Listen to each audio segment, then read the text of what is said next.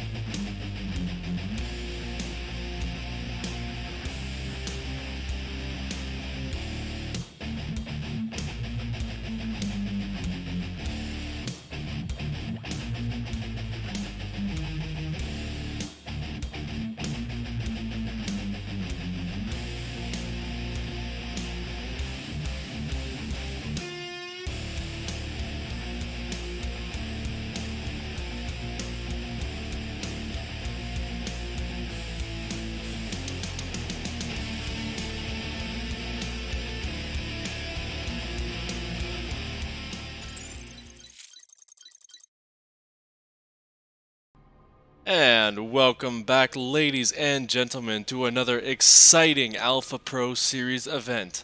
With me today is the Potato Pleb, and we are going to bring you some top tier PvZ action. It's going to be Astrea versus Impact. I know you guys are excited. Potato, how you doing, big man? I'm doing great, and I'm also very excited for this series. So Astrea, one of our best Protoss here in Alpha X. I'm so excited to see how he plays against Impact today. Oh yeah, it's definitely going to be a good one. Last week he actually took on Dream, and although that one didn't really go the way he would have wanted it to, he still took some amazing games off, got some really good experience there, and now he's going to be doing it against Impact, a guy who has had some pretty good runs recently. Round of Yeah, 16 in the GSL Super Tournament, as well as just being around for such a long time. He has a lot of experience. right. That is very true. And I honestly think this evening's game could go both ways. I actually also kind of think Astrea is kind of in favor as well. Uh, I believe that Astrea, by using his Protoss, his Swarm Toss style, can definitely defeat Impact today. And let's see if the players are ready to go. They're saying go right now. So here it is. Yep, just gonna hop us all into the party here. So how this goes essentially is first map is our choice. So what do you think, Potato? What do you want to see these guys play on first? I would like to say Acropolis. Maybe a good map to start off. Let's just go at it to each other in a solid macro game, just to see how well they play, like a skill check with each other. And then after that, I would like to see in some more smaller maps to see if they can get their micro up. I think either way is going to be a very good opener in my opinion in terms of map. Oh yeah, Acropolis. Uh, So we're just yeah, gonna get that. We are just gonna get that set up. It's gonna take us a couple seconds here to get these guys all ready to go. And all right. yeah, it's very exciting to get it started. Oh, I totally forgot one thing, guys. All right.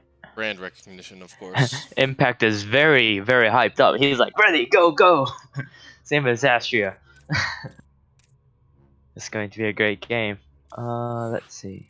And here we go, counting down. Yeah, this is gonna be great. Impact has just been around for such a long time, like I was saying. Hasn't made the huge splashes, but he's still getting really good results. And Astrea is just really getting a rising star in the KR scene. He's living in the team house and did pretty well in his GSL qualifiers. But Right. yeah, just can't wait to see how this one plays out. So without further ado, ladies and gentlemen, spawning up here or down here in the bottom position, it is Astrea.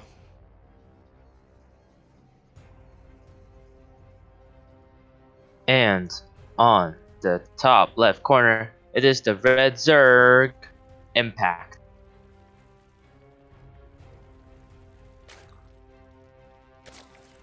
Looking pretty standard so far, isn't it? Yeah, there's not really any point or really early on in the series to kind of pull out the crazy shenanigans because it is going to be a very long series in a best of 9. So overall, I think these players kind of just want to feel each other out, really recognize where they both have weak points, and then kind of just try and abuse that.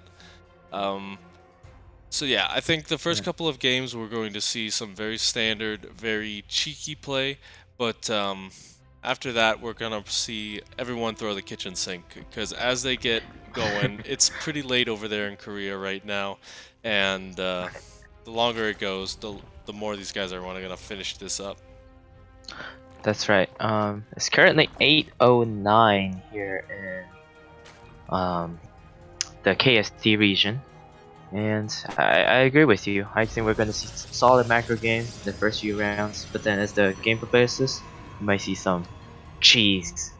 Uh, Let's see. this is a pretty interesting core placement here. It doesn't really fit the wall Right. that much. And also this kind of gives a lot more surface area on the core as well. So if there's a huge link flood, this core may be in danger as well, potentially. Pretty interesting first move there out of Astrea. Like, it's these Yeah. small things too, just because these guys have been at it for so long that they know when something's non-standard, when something's small like that is happening, so they can really take advantage of it. The Overlord gets a Right. pretty good scout of it as well, so it's really up to Impact Uh, to recognize what's going on, and even if it also is just he nothing. also sees the starport, so he can prepare for anything that's gonna come efficiently. And yeah, a third is going to be it's finished soon for Impact. I think we're here for a very standard opener so far. But still, that core placement is still a mystery. I'm really looking forward to what he will do with it. Gonna get in here with this first adept. One worker going down, two getting a nice bruise off before he does need to get out of there. Speed will finish up, and Australia actually does not have a wall just yet. He's gonna have to finish that up. Yep, And and he spots the Zergling that's gonna come over. And yeah, but the surface area, as I said, is kind of worrisome for me. But yeah, who knows if that's a little trap that Astrea has set up. now, he does go Phoenix first as well to kind of deny scouting information. We'll have to see how heavily he sticks with this warp. Excuse me, with this. What do you call it? Excuse me. Sorry. This Stargate tech. Star. Yeah, we'll have to I see always how get it heavy mixed he up go. with Starport. Yeah, we'll have to see how heavily he commits to the Stargate take. He's got one Oracle already out. He's got a second one on the way as well, and after that, a lot of Protoss players actually just do this. He throws down the robotics core or robotics facility behind this, and doesn't really want to commit past really just kind of lifting up one of the queens, trying to get a couple of workers, and then from there kind of moving on to the next stage, which more than likely is we're gonna see a lot of immortals early on to counter some sort of roach style from impact. That's kind of the Right. standard here for PVT or PVZ really. Yeah. But Astrea kind of getting some nice little poke here and there. Getting this Oracle very low, but still picked off 2 drones. Not bad, not bad at all. And here comes a Ling run by slash scout for the third, but I don't think it's gonna do really much. Um, but as you said, from the robotics factory now, Immortal's gonna be pumped out. Yeah, I think we're gonna go for that. I think we're gonna see a little bit of that standard Immortal Archon Zealot composition. What do you think? Yeah, I think that's kind of the bread and butter of the Protoss right now.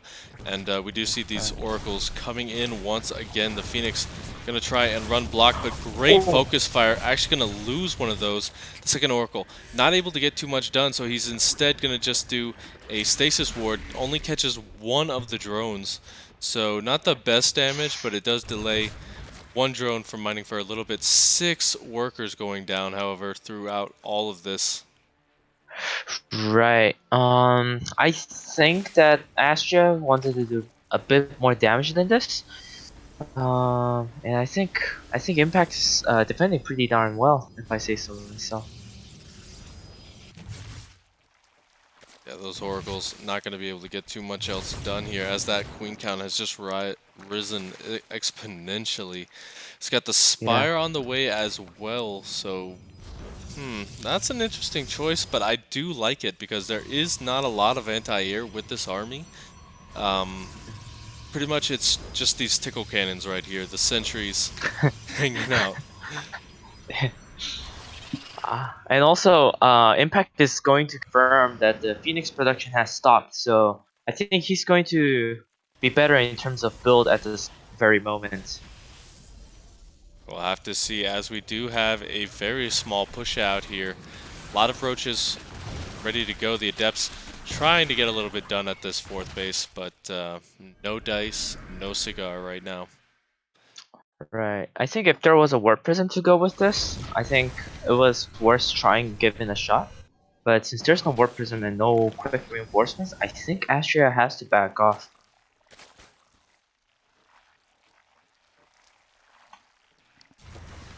One thing to note as well is the creep spread not really popping off for Impact just yet. It's only just now going past his Oh base. no! Ooh, losing a couple of the Oracles as well. You really need those Revelates at this stage in the game. Stasis Ward catching some roaches though, that is pretty Yeah. nice. Very juicy indeed. And maybe if if Impact attacked in there, it would have been a huge disaster. But thank goodness Impact pulls back in time. And Mutalisk, a flock of 7 Mutalisks about to go into the main and wreak some havoc, but Astrea is ready. Yeah, he did get a nice scat off on that Spire, so these guys not going to be able to get too much done, as there is a cannon in every mineral line, but they're going to get 2 workers, 1 will go down. That's not the best trade, but the good thing is he was able to save most of those, and he can kind of just use those for positioning and kind of forcing a lot Right. of units for Astrea to stay back. And as we can see, Astrea is on top of this defense. He's just going back and forth. And because of this observer in the center, he can clearly see what Impact's doing. And even with this, and also with this revelation, I think Astrea's defense will be practically, basically perfect. Yeah, Impact is really going heavy with the mutas right now. That's kind of interesting because the thing about mutas in this matchup is once they're scattered out and once a big stalker count comes up like this, you just really can't get anything done with them overall. Uh, Behind this, Impact is going for a Hydra then. Could this potentially be a Lurker switch? Or will it just be a Hydra Roach? Well, he definitely needs to do something. Trying to take an engagement right here, not the best. Oracle coming in, killing off an entire mineral line of 6 Oh workers boy. coming down. And Impact actually falling back to the creep for right now. Got a small Muta force, but Astrea is just really on top of it, like you were saying. Yeah, and his force field was beautiful in the engagement. So. Wow. A Oh huge Muta no. versus Stalker here, but it's a disaster. There's not enough Mutas here. Is there? Wait. Oh, they're clumped up, but there's like 14 Mutas here fighting against these Stalkers. Oh man, this is Actually, actually Mutas nice. playing. Yeah. Oh.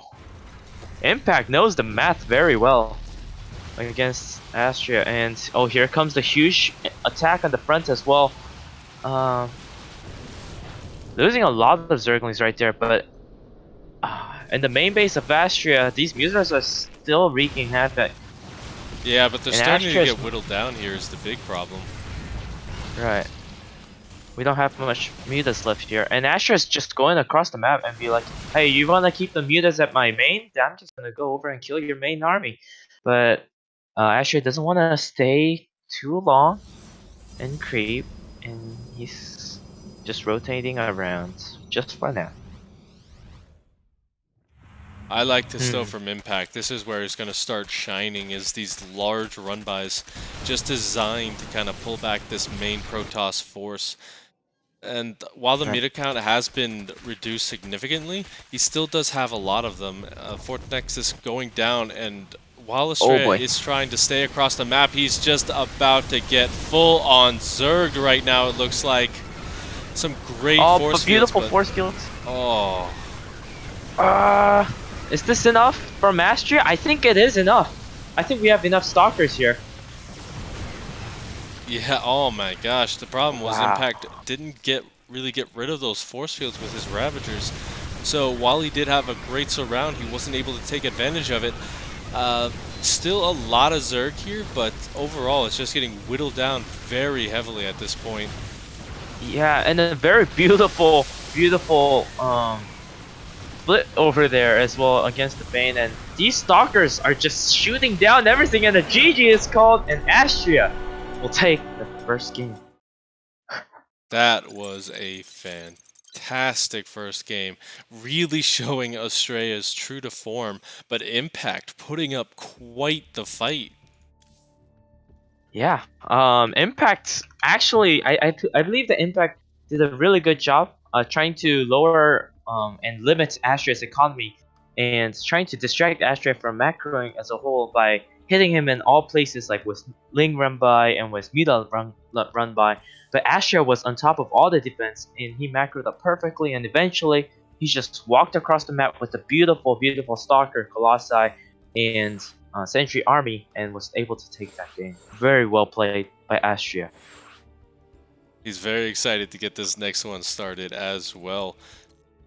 And looks like we got the first go-go, so we're just going to keep hopping into these. If these guys are ready to go, then who are we to stop them, essentially? Yeah, they're really excited. A little bit of banter in the chat there, which is Yeah. awesome. I always love it when these guys just type in chat like 1A, 1A, F2, F2, Yeah. Yeah. kind of just troll a little bit. It's amazing. uh, But, very good, very good. oh, Next map will be World of Sleepers. ooh, one of my new favorite maps actually. Huh. Yeah, it's a pretty nice map. Yeah, I don't know what it is. It just kind of peaceful, almost. Right. It's But just as if everybody's sleeping. oh yeah. Oh, that makes sense. But Yeah. you know who's not sleeping?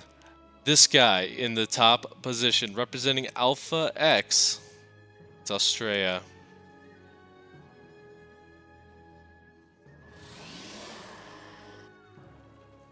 And on the bottom right, representing Team LP, it is the Red Zerg Impact.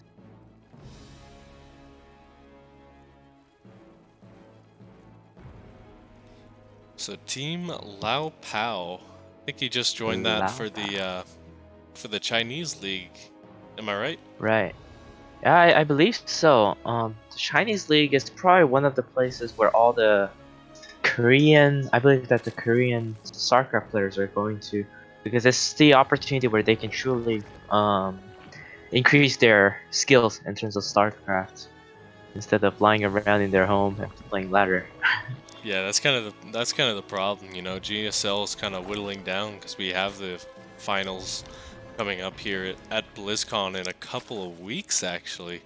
So Yeah, not that much, you know, not that much Premier StarCraft other than like Nation Wars and such. right. And I believe that the Chinese Team League is in playoffs right now. I'm not really sure how it's going, but yeah, but I think that's right. okay. But Impact Mm, once again going for this very fast 3-hatch pool style. So essentially, he's just gonna really try and power up his economy super heavily here very early on, and we'll have to see if that's gonna help him out in this game as well. As World of right. Sleeper's a bit smaller, a bit easier to kind of get across the map and do some damage if he's able to. Mm. And we see a stalker first from Astrea right now. Trying to deny that scout just a little bit earlier this time round. Do you think Astrea is going to do something cheeky this time? Well, I Nah, guess the answer is no because he's building Stargate. nah. I mean, the thing about Astrea is in these kind of series, he does have a couple of bread and butter kind of builds. Stargate is one of his favorites, and Mm, yeah, it's just a really good kind of safe build to do because you are able to get some damage done early on, and it's not that hard to transition out of overall.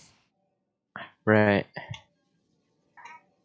And also, if you're not prepared for Stargate, you can kind of get stomped on, by all these Oracle harasses and stuff. So I guess Astra is really on top of his things. Yeah, but this will get scouted out. He'll also see just a lot here as the Twilight Yeah. Council is going down, so he's just going to get vision of that Well, Stargate. is Oh, he gonna see it?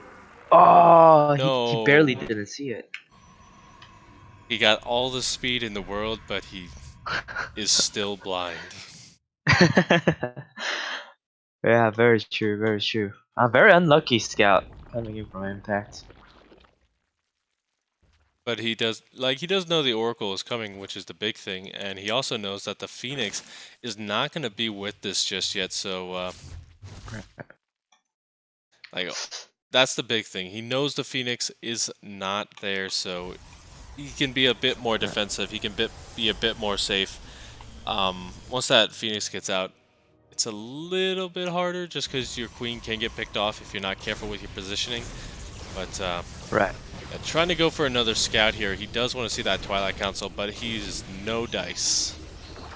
Yeah, I'm thinking that when Impact saw the Stargate, he was thinking that Asher was gonna go for the same thing last game, which is Robotech. But instead, Asher's going for an Adept Glaze upgrade, and I think Astrea might go aggressive with this with some Adept timing, maybe. Yeah, I think that's gonna be amazing. Like we have the Roach Den coming out, but I mean the thing is the lair's not done just yet, so they won't have speed. If there's enough adepts just bouncing around, the roaches won't be able to keep up with it at all, and it'll just do so much damage. Like, oh no, Right. he's got to scout that this is happening. Yeah, sees that there's an abnormal amount of Adept counts. But still, I think, but Impact's building a lot of units now. The drones production has stopped for now at 59, but I believe that Impact will be indeed ready for this push. Yeah, we will have to see as we got the Oracle setting up for a bit of a flank as well. Glaive's coming in here and gonna start doing a little poking. Not gonna get too much, but oh my gosh, all the queens are actually here at the front. So that Oracle looking to Oh, dance right on in. One Oracle goes down, and the second one, it barely lives on. And maybe scouts that there's a fourth coming. But regardless, in the front, Adept's going to cancel its shade, barely. And on the bottom, 4 o'clock position, a huge Ling run by. Gonna run in. Is Astrea going to react? Reaction! Oh, his reaction is just to lose a sentry right there. But he does see the two robos pumping out immortals during all of this. So Impact maybe looking to do a bit of pressure before those immortals get out. But once again, he's going to be going into that mute account and looking to do some damage here. The Glaives has failed. Yeah, and speed is not finished for Roach, so I don't think we're gonna see the poke coming just yet. But I think overall, Impact's in a pretty dang good position overall. Yeah, he has full map control now, although the Oracle's doing a really good job of making sure those Banelings never see the light of day. Yeah. You know, the thing is, I kind of don't like the Baneling play. Like, if there was a lot of Adepts, if there was a lot of Zealots, I would like it a lot more. But, I mean, just overall, it's not really conducive to what Astrea is going for right now. Looking at the supply, it's still relatively even. Impact's still trying to do these small run-bys. Even catches the Warp Prism coming on through, so... Wow, look at the vision from the Overlord. It just sees practically everything. And Impact exactly knows what to do at this moment. But I also agree with you in terms of bailing as well. I think bailing's and pretty useless, especially with all these force fields and immortal. But regardless, we see Mutas now coming into the field, just like Acropolis, like the game one. But we do have some Phoenix out here. Had some nice. Phoenix. Yeah. Ugh. Oh, he gets a nice pick goes off. Down. Yeah. So and a lot of lost mining time. Yeah. Yeah. So the difference here between this and last game is he is just going to start pumping out the Phoenix to try and deal with this, but this time Impact not really committing it to it too heavily here. He's got the not that many. If we take a look at the unit count, it's only 9 on the field. So he's not. I don't think he's going to add any more to this, just because he does see that the Phoenix count is going to be rising. So we'll have to see what his next kind of unit choice is, as he is just going for a huge maxed out push here, it looks like, with Ravagers, with Banelings, onto the third base, even using the Mutilis to try and do a poke on the Guardian shields. Yeah, this is going to be a massive, scary push, and I think the Phoenix barely sees that this huge push is coming. Force fields are going to have to be great. Yeah, it has to be beautiful. But some units does get bled out because of the miss micro on the move command. But this seems like it's a huge push that's going to come. I'm actually quite worried, but I think Astrea does have enough. As long as the force fields are great, I think Astrea would be able to hold, and Impact does indeed have to be very careful with it. Yeah, oh my gosh, he's losing all the Ravagers, and that's the only way you're going to be able to deal with this force field army.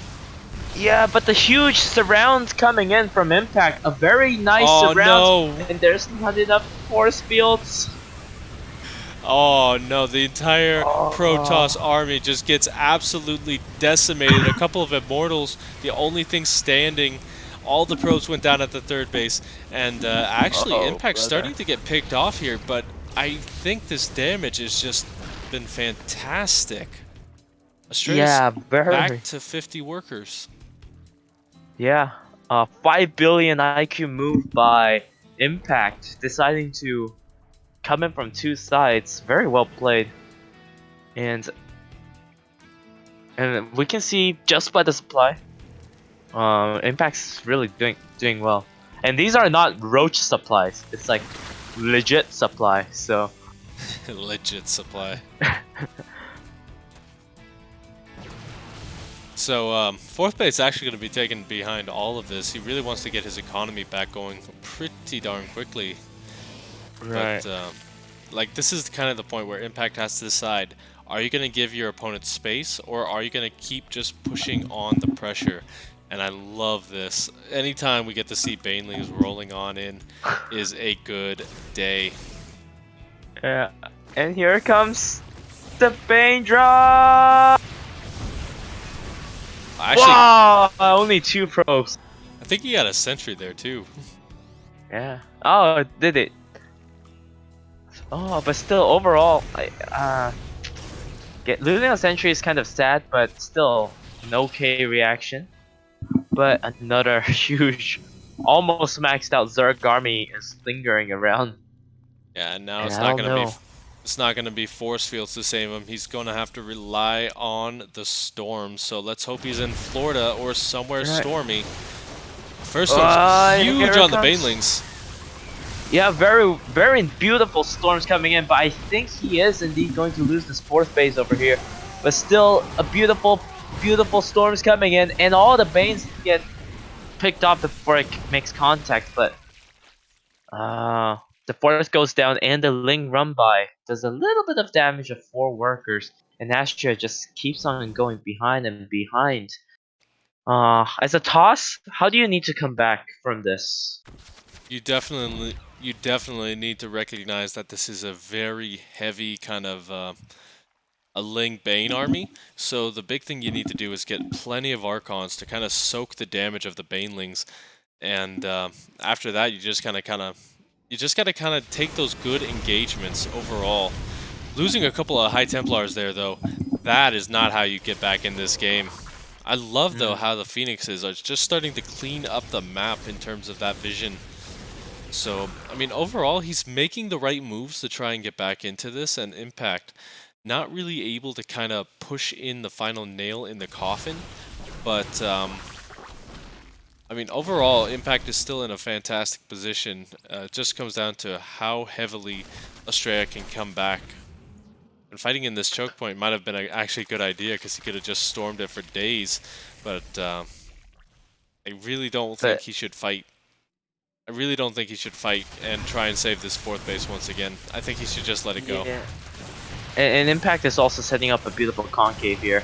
But still, beautiful storms coming in, and all those Banes again die before it really makes contact. But on the 3rd base location, a huge run by comes in. But Astrea's beautiful Din City just pushing it away, and Astrea holds once again. And I think Astrea is actually holding really well given the circumstances.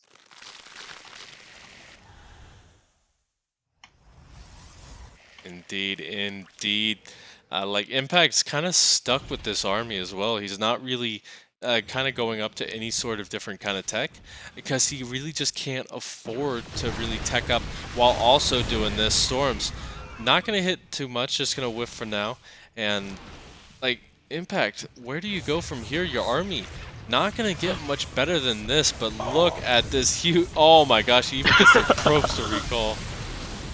Yeah, I think that was a pretty high IQ move to recall the pros from there, preventing more damage from coming in. But the huge toss army is just ready to go, and the 4th army and the 3rd base getting attacked at the same time. But here's all the Stormy boys are here to defend. And for now, the attack is slightly delayed, but the huge Baning rolls in, and the splits are looking good, and the storms are looking good, and the Banes, it's all popping off. But the 4th base is getting targeted by the Zerglings. They're not going to get it this time, though. Wow. Astrea is just playing out of his mind right now, trying to win back in this game. The Immortals just doing so much tanking. The Banelings not getting the connections they really desperately want. Just overall Impact, he's unfortunately, like I said, he's just stuck here. He's just now getting up to Hive Tech, but he did take out both of the Robo facilities, which I really like. He's going to get another big hold position micro here, trying to get more probes. Going to force out a storm as well. I've actually just killed his own probe there. Oh, but this is what I no. really think differentiates between Impact and like a really high level Zerg such as Rogue or Cyril. If you look at the Hive timing, despite Impact being ahead of the most of the game, he tried to go for the finishing move, and his hive was really delayed, and he was not able to get into those quote-unquote unbalanced units like Infestors or Broodlords in a faster manner. I think that really hurt Impact this game. I do love how he is doing the best with what he's got, even sending another run by, going to pick off a lot of the Lings, or Zealots rather. Gonna get a few more probes, and this fourth base just keeps being under fire, but unfortunately the Banelings might actually just roll in there. A lot of Storm energy just died with those. Oh, Oh man, Impact yeah. is just all over the place right now. And Astrea was one step closer to equalizing this game, but now two step behind with all those like pressure coming in from Impact. I hate to go French here, but Luca di Supply. Yeah. Oh yeah. And again, reminding you, this is not Roach supply; it's the legit supply. The Oh my legit goodness. supply. Yeah. Oh my goodness, all these run bys. But still, it's so incredible that Asher is still holding this, and his multitasking is still very, very on point. Yeah, but the big thing as well is this Zerg economy has rarely been touched. This is kind of the first time a drone has gone down in the past, what, 15, Right. 16 minutes? Yeah, about that. Yeah, that's about right. Oh, but all these units going in one line into their deaths, and storming boys storming all those veins. Beautiful storm coming in. But a huge, beautiful reaction by Astrea, preventing all those Link from going into its natural. But still, This Astrea is is bleeding probes. this is still kind of anyone's game almost. Like he is bleeding the probes here. Oh, actually, never mind. Let's take a look at the income tab, ladies and gentlemen. Just solid red this entire time. Right. I think for Astrea to take this game, Impact needs to lose this entire army and then lose another one. But still, beautiful plays coming in from Astrea. There's no Yeah. denying that for sure. Oh no, the Stormy Oh. boys! Yeah, just insta GG right there. Yeah. Oh my gosh. Fantastic reaction here from Impact, bringing it back to a double one series. Yeah. Very well played by Impact that game. Really keeping up the pressure and capitalizing on his advantages. But also, I would like to clap. I would like to give a round of applause for Astria as well because he really held that really well. Like it was some really high level defense that we saw. Oh yeah, definitely. And you know what? Just like high level defense, we have a sponsor for today's event. So why don't you guys check out GameStop? GameStop has always sought to bring power to the players in any way they can, and now they are bringing that to the esports community as well. So why don't you check out some of the new initiatives, including top coaching from the world's best esports professionals, and check them out through the Match Arena link. Also, if you could, add that link, APS 1019B, for an extra 50 cents, and yeah, help support the prize pool of these players. So GameStop, power to the players. Yep. Let's go GameStop. And here goes game number 3, I believe. Yep. It is game number 3. These guys just going straight along, no breaks. These guys know that if they have to take a break, then they're going to lose a lot of the momentum they're building up. And neither side wants that. They all want to win. And Right. Yeah, I like how both of them have the Carabot for their respective race. It's very cute. oh yeah, definitely. But speaking of cute, we have an absolute cutie pie down here. It is Astrea.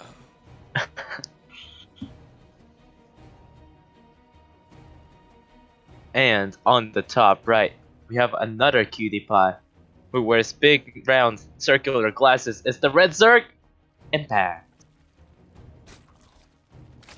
Does Impact wear glasses? I believe so. The standard Korean glasses that every single Korean wears. Every Hashtag stereotypes. every single Korean. Nah, it's a over exaggeration.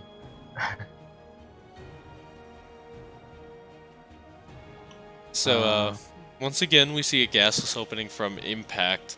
So he's just really sticking with what he knows here. The fast 3 hatch, the heavy production, and once again we might see just that big Link swarm, you know? If it ain't broke, don't fix it. Right. And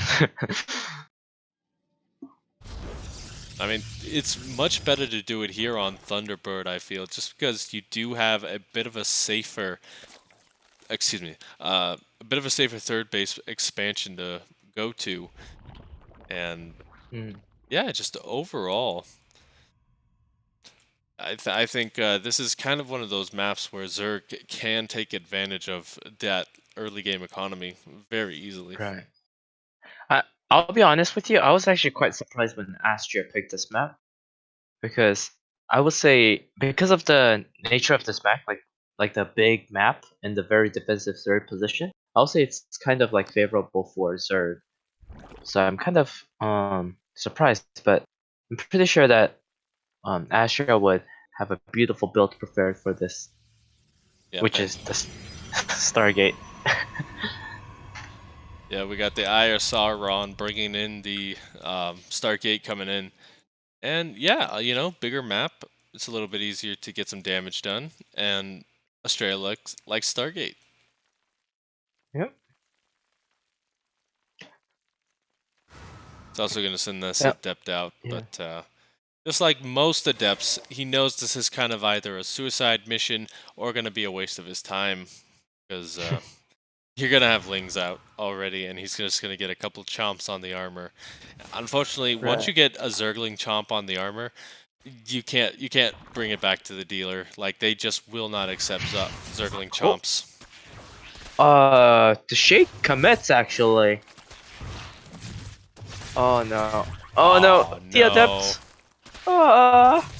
Ah. Oh, Oh. actually gets out, is gonna recall it. That is the most risky recall I have ever seen. Yeah, but that was very cool though. That was very cool. They're gonna try and get a worker. Doesn't get too much here, other than a couple of lings. But once again, he scouts out that this is gonna be Phoenix play, and yeah, he's just gonna finish off that wall as the lings gonna be speeding their way on over. But a futile endeavor, unfortunately, as they Uh-oh. do pick off an adept first, however. Right. Did the Overlord see the robot? Not yet. Okay. So I think because Astrea showed a bit too much adepts this time around, I think Impact might think that that it's going to be one of those Glaze adept again. Yeah, the thing about Impact, his problem in this series really is he's kind of stopped scouting the second he's seen the first tech building. So in this case, he saw the Stargate. He pulled back from his with his scouting dude, and actually this time we do see it's gonna be a Templar drops actually in terms of Right. Archons. Very early Stormy boys gonna come in. Yeah, and I kind of like this honestly because the thing is we did see that Astrea or Impact rather has been going for these very aggressive Ling-based strategies. So if you can get those Archons out very nice and early on, you can get a lot of damage heading on the Zerg just because Archons can fight for days when it's Zerg. Right. Little smile face on the third. Yeah, I see that. This is very cute. Or it could be a surprise face. Yeah, is very But, surprised. What am I doing yeah. here? This is a Zerg base. Yeah. This is pretty nice. He tried to kill the Archon as it was morphing. Oh, buddy, your escort is right there. Like, what are you doing? He forgot that he was gonna get shuttled into the Zerg base, so he just Right. oh. But Impact actually setting up a drop of his own, and these units not in the best position here to defend this just yet. The Roaches gonna do what they can. It gets a lot of focus fire on those guys, but Right. yeah, no dice so far. Yeah, I also I really like this decision from Impact for going for the Zergling drop because if I recall, all the Phoenix are either dead or on the other side of the map, so there's really nothing to check the um Protoss here. And also, Astrea just used up all his weapon on the third base location, so there's really not going to be any spawning. And all these lings gonna flood in now. Gonna start nibbling on those probes. Nibble, nibble, nibble. Yeah, really good start here, and I mean these Archons, they've been demoted to just picking off creep. The drop still able to get some damage done because we do see them go straight to the third base, and it's gonna be Swarm Nidus. I love it. Uh-oh.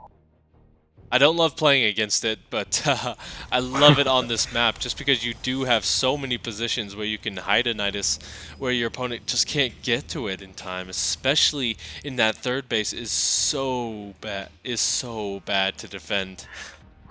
Right, and the Swarm host play. And because this Nidus does not have any cooldown, he can literally teleport all over the place as long as he has vision. But the first wave of Nidus is the first wave of Swarm is gonna come in. Yeah, what is he gonna focus fire here? It looks like he's gonna drop straight on the Nexus. I don't think he'll Oh no. get it, maybe? But it's gonna get very low. Oh no. Oh This man. is very not good. Yeah, the big thing overall is just he's going to be whittling down these Nexi, and that's just going to be absolutely huge in the long term because Yeah. you can just kill off so much economy. And we do see he's heavily committing to these as well. 4 more on the way. How many are there currently? There are currently There. 11 swarm hosts. Wow. Oh no, here comes another wave, but this time Astrea is very well prepared. Okay. It's going to try and get us at least the sentry, but actually denies all vision there for the time being. Right. Although, But I think that Swarm host play was just a little distraction to open up the way in the middle. And I think that Impact is thinking about doing a little bit more harass and then starting to go deep in. Or maybe Impact might just stay behind because of the Swarm host supply, but he let's keeps see. he keeps trying to hide it, but just Astrea is on top of things right now, getting full vision of where everything. He's just very worried about this now, and does not want to get caught off guard at any stage anymore. Yeah, this is such a good defense from Astrea. And forcing the Swarm host to spawn in all the way back here from the Nidus. Very well. He's playing very well, Astrea. Oh, and as the huge swarm goes into the natural of Astrea's, here comes a very huge attack force coming in from Impact. And oh, look at these slow Banes just waddling across the map. Waddle, waddle, waddle. They forgot that they can roll. Yeah. But Impact kind of throws away a few Ling there accidentally. Yeah, but I mean, he's already looking towards the next stage here, as he's got that Greater Spire coming up. So we will be seeing Broodlords more than likely here very soon. Yeah, I mean, overall, I don't hate Impact's position right now. He's not really able to get too much done with this, but he is starting to kind of defend the Nidus a little bit more. Even those immortals just dropping to make sure that they don't go down. And the fourth base actually going to come under fire as well. Oh. Big disruptor hit. Ooh. Oof. All those. Yeah. But I don't know. Impact has a lot of those supply and the swarm host, and the supply is looking pretty even right now for Astrea and Yeah, but Impact. I mean, Oh, yeah. Another big disruptor hit here. The two units that Astrea loves is his oracles and his disruptors. He just loves using them. And overall, he's just going to look to just keep this pressure on, because the second you lose the momentum on the other side, that's when the Nidus play just becomes a lot too much to handle. And Right. But here comes a very huge Ling run by, and at the same time, there are going to be a huge swarm host locust wave. So I'm actually kind of worried about this defense. But as I think, as long as Astrea can hold this, Astrea can be in a pretty decent position. But the question is, can he actually hold this? We should see. The locusts do get caught by the Protoss main army, but the third base location is kind of being nibbled down by the Zergling. And the natural is about to get focused down. Oh, but a huge Nidus is going to be built in the main, but Astrea successfully that. Very good. He did not focus fire the Nexus, so that is going to live. But 11 probes going down during all of that. Pretty nice damage here, all for the cost of a few hundred Zerglings. I mean, I'm not gonna say no to that trade. But I think Astrea had a little window that he could have gone in, but Impact built like 5 billion spine crawlers, so it was kind of an awkward position for Astrea. But here comes another swarm, but Astrea's gonna see it, and will he focus down the Nidus in time? The answer is going to be no, unfortunately. And all these swarm host locusts gonna go into the third base. Yeah, it's just going to go straight for the probes here as well. The shield battery doing what he can. The zealots tanking a lot. So not that much damage going in. Another big Baneling run by. Going to take out the shield battery and a couple of units as well. But honestly, he's just kind of bleeding out these units slowly to make room for his new best friend, the Broodlords. Yeah.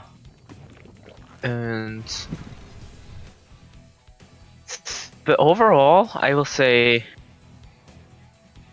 I don't know. It's a very intense game. I can't even say look at the supply, because the supply is so even. Yeah. Like, although Impact's like maxed out, his legit supply, because of the swarm host, is slightly lower. Oh, but a huge blinking coming in, and all these Broodlords are gonna get targeted down. Oh, very nice pickup from Astrea right there. Though, at what cost? Oh no.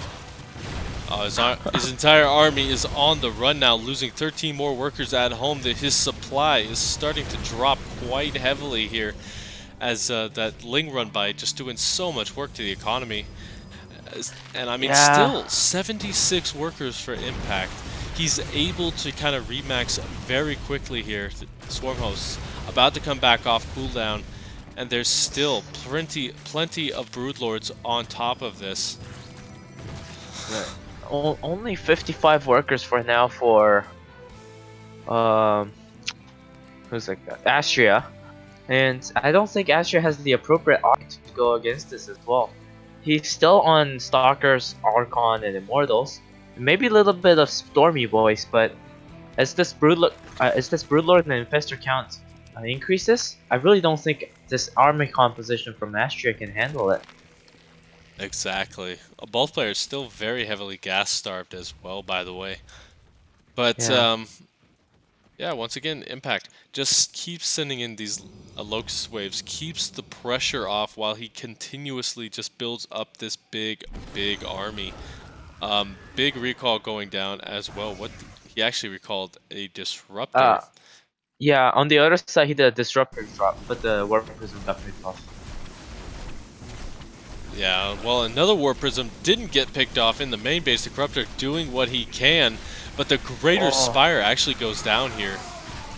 Yeah, this is actually kind of huge. because it's going to slow down the Broodlord production for a very little bit. Oh, look at these Brendas! Brenda! Brenda. The queens. Okay. Uh, Uh, Impact. Oh man, he's just trying to be all over the place here. Started to take a little bit of damage. The Nidus is still going down, so no dice getting those done. But oh, he actually does have way less workers than Impact right or Astrea right now. right, right. But I think this is kind of strategical as well. In order to get more of that, um, oh, like a really high-tech late game units such as Broodlords and Infestors. Oh no, another Nidus is gonna go down, and eventually, I think Impact's gonna get down to like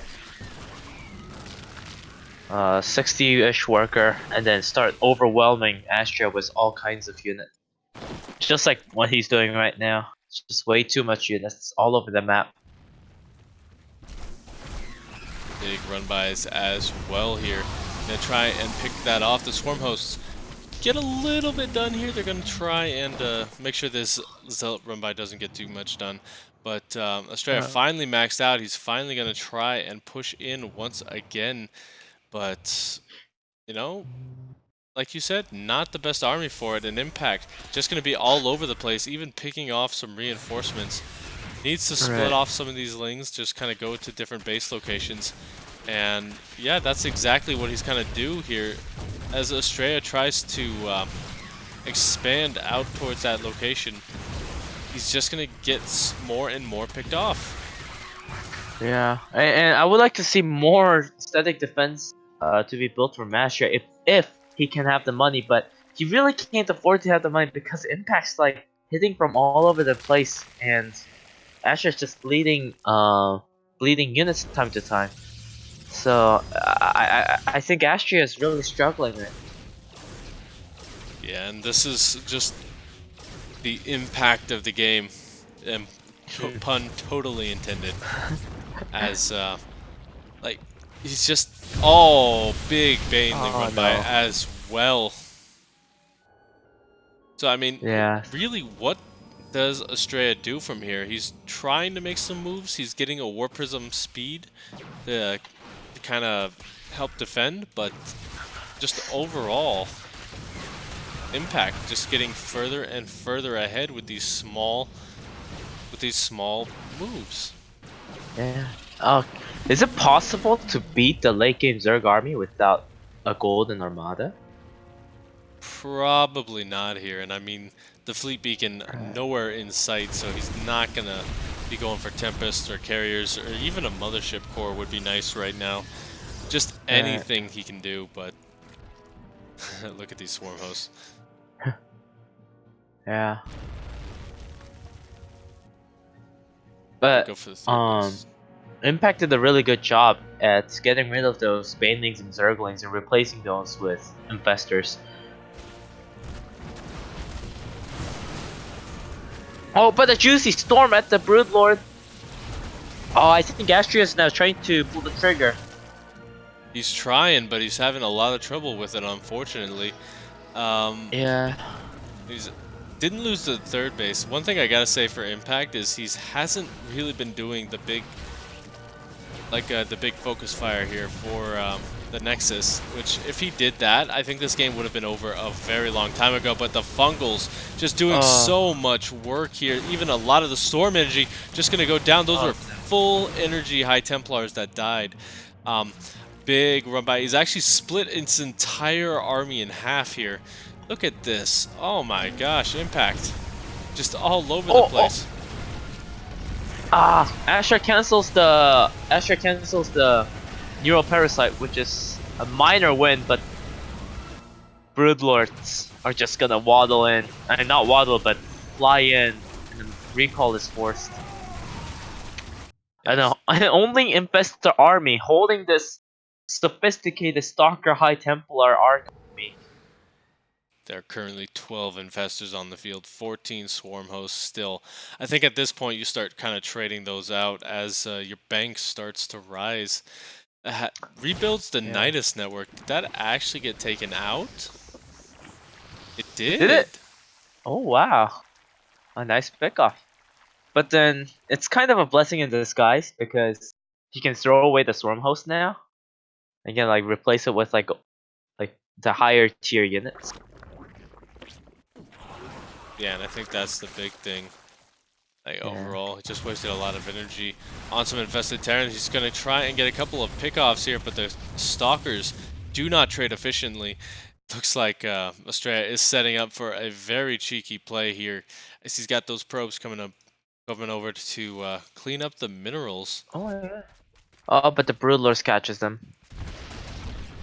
Ooh, It was a good idea, but a good idea but in execution, not so much. yeah. I guess like those kind of like a little more plays that requires bravery requires a little bit of luck as well.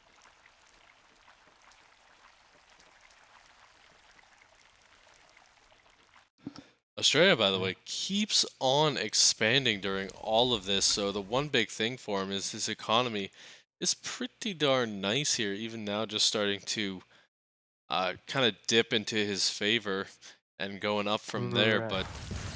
but I don't know, Impact, like, he just has a very defensive army, but he's not doing anything with it. Like, he doesn't feel like he could move out.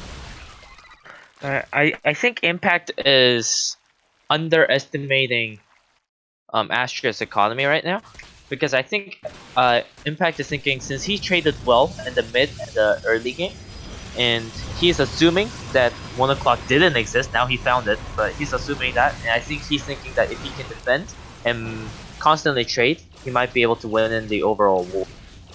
But now that he saw that, he's trying to make his move. But Astra coming in from the 9 o'clock position, some okay feedbacks going in. They get a lot of damage done here, but Yeah. a lot of No, Fungal's just he's going to Fungals. prevent the blinks, and that's Oh, going to no. be the big thing here. He just lost a lot of these stalkers. Yeah. Oh no. Oh, and a huge Ling Rumbai gonna come on the third base location. Oh no. Things are starting to fall apart here a little bit as he starts to bleed out units. This is Impact's moment, and he feels it.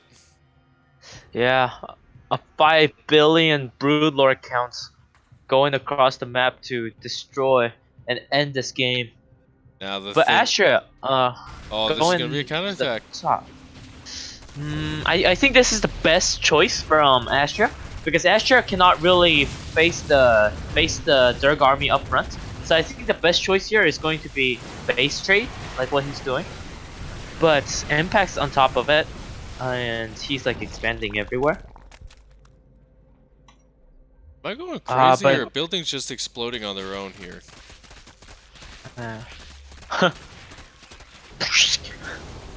Oh no, but these fungals are pretty gold.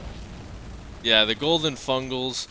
Actually, Impact just comes back. He just wants to destroy the army. He has plenty across the map to defeat everything, and yeah, overall. And yeah, and the Zerglings are on the infrastructure now.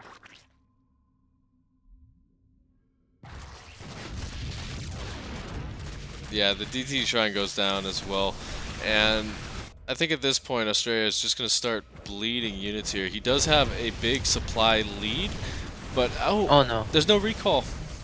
Oh no. Oh, but storms are Storms are- okay-ish. Yeah, storms are nice, but you just have nothing to finish this off with, unfortunately. He's going to lose all of those units, and I mean, the big thing is, if Astrea could take out these Broodlords, he would be in a fantastic position, because you cannot replace them as Impact anymore. His bank just will not allow it. But Oh no. He has to storm on himself because these Zergs are... Oh no. Yeah, but I really don't see a way out for Astria anymore. yeah, at this point he's gonna try and storm the Broodlords once again. Get some chipping on the paint, but I I just don't know how he can come back in this. Oh, actually, you know how he comes back? The fact that there's only 9 workers left for Impact. Oh yeah, actually that's true. Impact has no economy.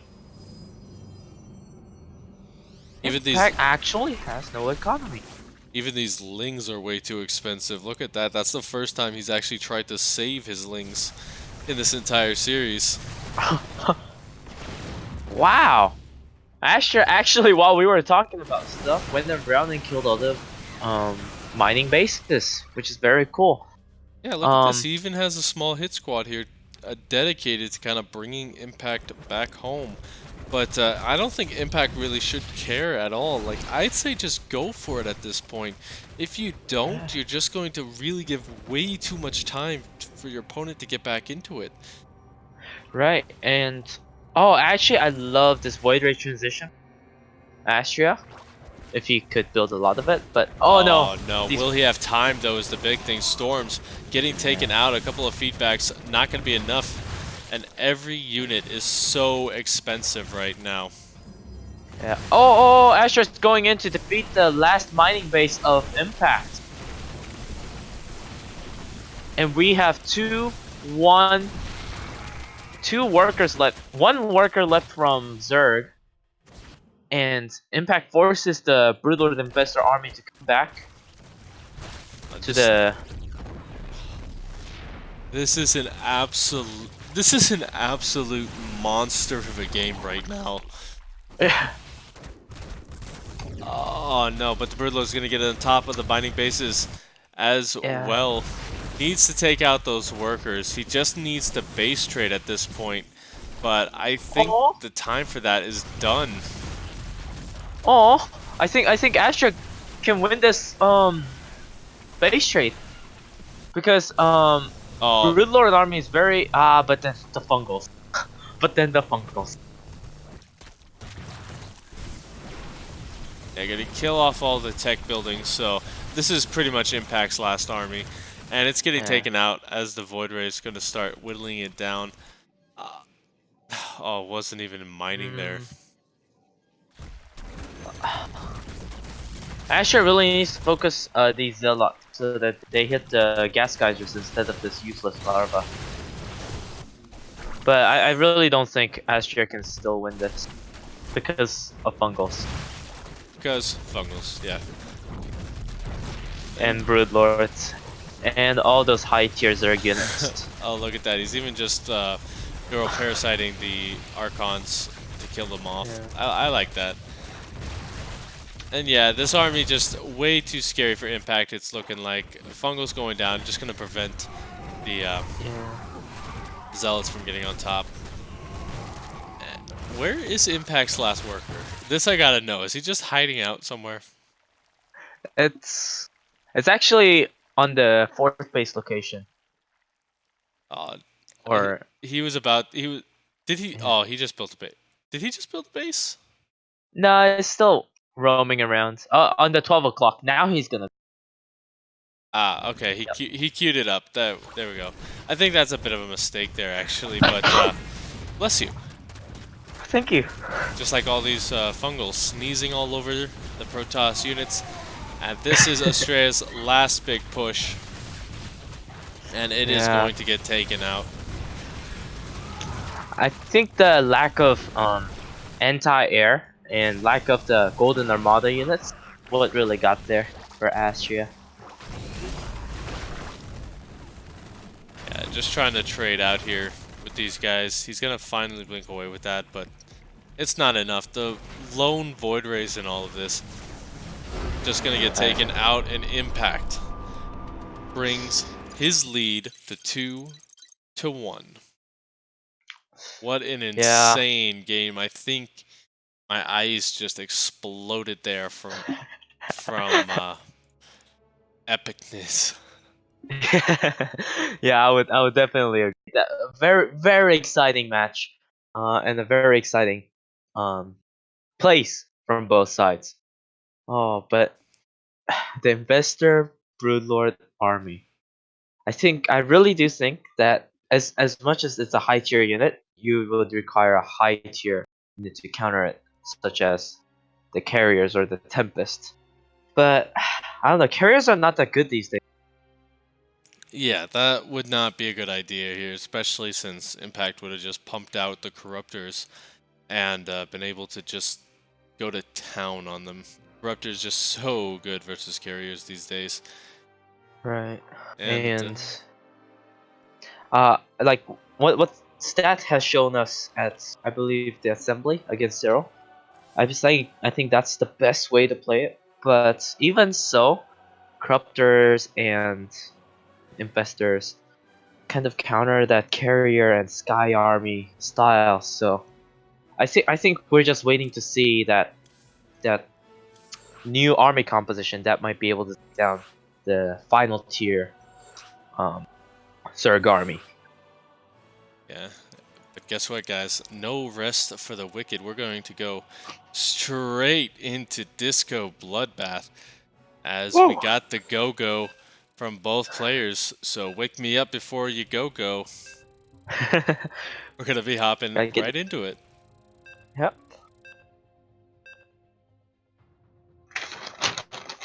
Just no rest for the wicked here. Sorry guys if I'm rubbing my eyes a little bit. It's really early here in North America. Oh, really? Yeah. What time is it there? It's about 8 in the morning, which means I was up for Oh like wow. I've been up for like 3 hours now, just getting everything set up, Wow. ready to go, because you cannot just get this game not prepared. But Right. speaking of being prepared, let's see if he is ready to move things along. It is Astrea.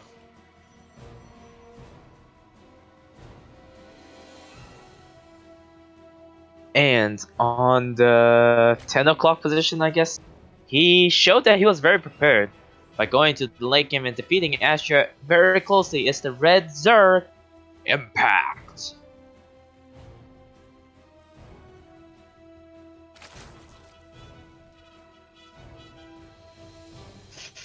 Still no cheeses coming in from both sides. Yeah, you know, I'm kind of disappointed about that overall. Yeah. I was expecting a little bit more, you know, pizzazz, but these guys going pretty standard through everything. A Nexus burst coming in from Astrea. Now that's what I'm talking about. Yeah, taking those big risks Yeah. overall. And what if he casually takes a third thing? If he took a third base behind all of that, I would be very disappointed in him. He knows better. He's been playing this game for how long, and he's gonna do something like that versus a Zerg who has shown that he can be on your face within absolutely 30 seconds. Yeah, no. Get that crap out of here, Astrea. Don't do that. Though this is gonna be nice, just being a bit of a nuisance here, as he does know that Impact has been taking a very early third base, so he's just gonna deny it for as long as possible. Oh! Oh, huge pylon block! Get out of here, Impact! But Impact knows that Asher is going to cancel that, so he's going to take it on. Oh no! Don't Asher! No, you dirty Mike! Come on! Do it! Do it! Oh, he did it! the double pylon block. The Lings are gonna come up to defend against this, and this probe is actually just gonna nope on out of there. Very cheeky play coming in from Astrea. I love it. Absolutely. Okay, he did cancel it. We got the Zealot coming back here for the defense, and I mean that is just actually a fantastic start here, trying to throw Impact off his rhythm in this game. Right. And he finishes the wall, and the Zealot's there to complete the wall as well. So, very solid opening coming in from Astrea. And also Impact supply blocked. I think Astrea took down somewhere. Yeah, one of the overlords did die there, but we do. Oh, ooh. fast layer timing. Hmm. Now, keep in mind, guys, that this is a bit of a smaller map in terms of rush distance overall, and like a lot of the places, like the third base, are very extremely exposed to the elements. The elements being Zerg, of course. So, I this is I'm kind of losing my words here because I feel like Impact is about to get down and dirty with some very big aggression, but I can't tell what it is just yet because he hasn't shown how much gas he's gonna throw down. Yeah. I was thinking Mutus, but there's not enough gas for that. But oh, Roach. So maybe a Roach bust? A Nidus Roach bust. How about that? Maybe Nidus. I agree with the Roach bust though. Hmm. Uh, Impact very angry, yeah. says Laurel. Uh, I would not disagree with that. You know, he's like after getting delayed for so long and losing his overseer. Actually, he does not gonna lose it. I thought that was real for a second there. I forgot there is no Stargate in this game. For the first time. For the first, I was about to sing a Frozen song. If I try and sing a Frozen song, please hit me in the head. I am tired of that movie already. Well, a sequel's gonna come out, and you're gonna enjoy that. I'm not going to enjoy that. But you know what I will enjoy? I will enjoy this big gateway explosion, plus the fact that Astrea is going to be moving out on the map. Yeah, I actually really like this decision. Because of the delay in the third hatch, the worker cutting timing will be slightly later than usual. So Asha might have like a very short window. But I don't think he's gonna use it just yet. Yeah, he's being very passive here overall. The army supply is very even, but just with those immortals in there and the war prism, you can really fight for days in terms of everything. So I feel like he just lost his window though, because Impact does see that this is out. So while he does Yeah, squeeze out a couple more workers, he does have a lot more units on the way. and Impact already finished the saturation, so I think yeah, Astrea lost the window, I believe. As soon as he sees this army, I think he's gonna start backing off. Well, he'll have to make that decision because once he's out on the map, that recall, not going to get everything. So we'll have to see how hard he wants to commit to this. Right, and Spire coming in, so we're gonna see another of those mutas. So if Astra loses a bit too much here, then Astra will not be in a good position for sure. Only just now taking his third base as well, so he's very delayed in that regard. Yeah. But you know, this is still a very scary army here for him, for Astrea. We'll have to see though, because here we go. Impact getting completely impatient, losing a couple of roaches for it, but the Lings getting into the natural, forcing the recall here. Oh, this is a disaster. A huge disaster because now the half of the army that was not recalled has to move all the way back, and the probes just going down with the hold position micro. 12 workers dying off. One of those immortals actually going to go down as well, not able to save that. And everything's starting to fall apart here for Astrea. Yeah. Maybe the knight's getting too deep and he's starting to get tired, but this huge roach army is gonna walk in. And also, there's really not much that can shoot up other than few Archons and Stalkers, so if these Mutalisks just rotate around into the natural, then there's nothing to stop it. Oh man, Impact is just starting to pick his opponent apart. It's currently 125 to 170 here. That army size And here starting to comes go the heavily Mutalisks. in his favor, and the Mutas just gonna come in, get a lot of work done. Oh no! And there's Oh, no recall. there's a disruptor. What is Uh, a uh, disruptor gonna do? only if it could fly. Only if it could shoot up. Ah. It's one of the... There's Ewoks. Yeah. I think the only option that Astrea has is the knowledge. The War Prism is doing what it can. Still 10 workers going down. That third base still nowhere near established either. Currently down 39 workers. And that number is just going to keep plummeting as Impact moves towards that third base Yeah. location once again. This is kind of an Astrea last stand here, as he's focusing all his effort to try and stop the Mutalisks. But in the front, the Banelings just rolling on in, crushing through the Zealot count. Really good force fields, but the Archon's undoing it. Oh, this is And gonna be yeah. it, ladies and gentlemen. Impact steamrolls Astrea. And wow, that was just crisp and clean play. Yeah, very well played by Impact right there. Um, recognizing that recognizing that he's sort of behind after the huge third delay, choosing to go for a quick layer, trying to I guess put a mind game like I'm gonna attack now, you better be careful, and preventing Astra from hitting that timing attack from the small window before this full saturation from the Zerg, and really winning in the mind game. Very well played by Impact right there. Was fantastic. So, guys, usually we have a script, but just like your fitness, you can't go off a script all the time. Like our sponsor, 24-Hour Fitness.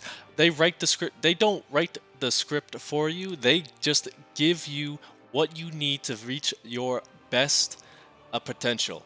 So check them out at the Maturino page and check out their awesome initiatives to get you into one of their 400 locations in the United States. 24-Hour Fitness, power to the players. That's GameStop's logo, but we're going with it. All right, sounds good. But looks like we do have a couple seconds here as Impact needs to take a bio break and Astrea needs to recollect himself as well. So while we're having a break, I tell you what, one thing for your fitness as well, make sure you guys are hydrating out there, especially when playing such a game as StarCraft, because otherwise you're gonna just be dehydrated, you're not gonna play as well, and you're just gonna feel worse when you're done playing, you know? Yeah, and if you are dehydrated, then you'll have a really bad headache as well. Oh no, So make no! sure to You're gonna drink you're, water. you're gonna get the headache playing StarCraft. You're gonna use the water to get rid of the headache playing StarCraft. Mm, mm. 5 billion IQ. Triton will be the next map. This one's funny because I haven't really seen this map too often in high level play. Huh. It's gonna be a Uh, fun I, one though. I yeah, I've seen quite a bit in the Chinese Team League. Like, I usually only watch the Terran game, but I really wonder how PVZ will play out here. Impact is spamming. Good So luck, eager. yo. In Yeah, the is impact. suddenly says he or she will skip the headache. It sounds like a pain. I hope it sounds like a pain. That's kind of what a headache is, unfortunately. But yeah, Impact just steamrolling ahead here, and we'll have to see if he can keep the magic going, because spawning down here in the bottom position, it's our boy Astrea for Alpha X. Oh, a Probus. Oh, yeah, I forgot. This is a Protoss, not a Terran. And Anyways. up here in the top position, just looking to close things out in 2 more games, it is Impact. Rocking the super cute Carbot Zergling. So you guys can check out that portrait as well in your collections folder. And don't forget Astrea on the bottom right corner. I don't remember if we introduced them yet. We did. But, oh, we did? Okay, never mind. Yeah. But he gets introduced twice. Guys, in case you missed it the first time, this is Astrea. Yeah. Our favorite. Our favorite. Maybe your favorite. Sure. My favorite's Starkiller. Oh, okay, okay. Which is fun because I actually met Starkiller at DreamHack Montreal, which was pretty fun. Oh, that's nice. That's nice. But Impact, however, had Impact is just wanting to meet this Protoss with a lot of force. So actually not gonna do the faster expands, it looks like, as Right. no, that third base actually not gonna get out before this probe gets across. Oh no, Astrea is just gonna try and do it again, but remember what happened last time? It just sent Impact into Hulk mode. Yeah, it really did make Impact very angry. Wow, no third hat trick just yet. Unlike the previous 4 games. Mixing it up, I like it, you know? Yeah.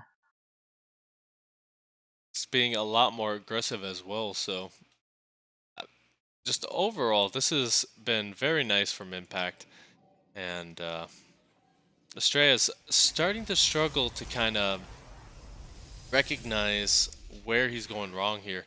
So once again, we're going to go into that Stargate play. Impact will try and scout this out a little bit, but he won't commit because he is worried about losing this Overlord. Right. Oh, here comes the Adept Scout. Gonna check the drone counts on the natural or not. Just going to cancel it off. He doesn't want to lose the Adept Yeah. too early on. Kind of just wants Yeah. it to be. He kind of just wants it there to be a little bit of a headache. Right. And yeah, I mean, overall, pretty standard stuff out of both sides. Yeah. And we're back to that Stargate opener.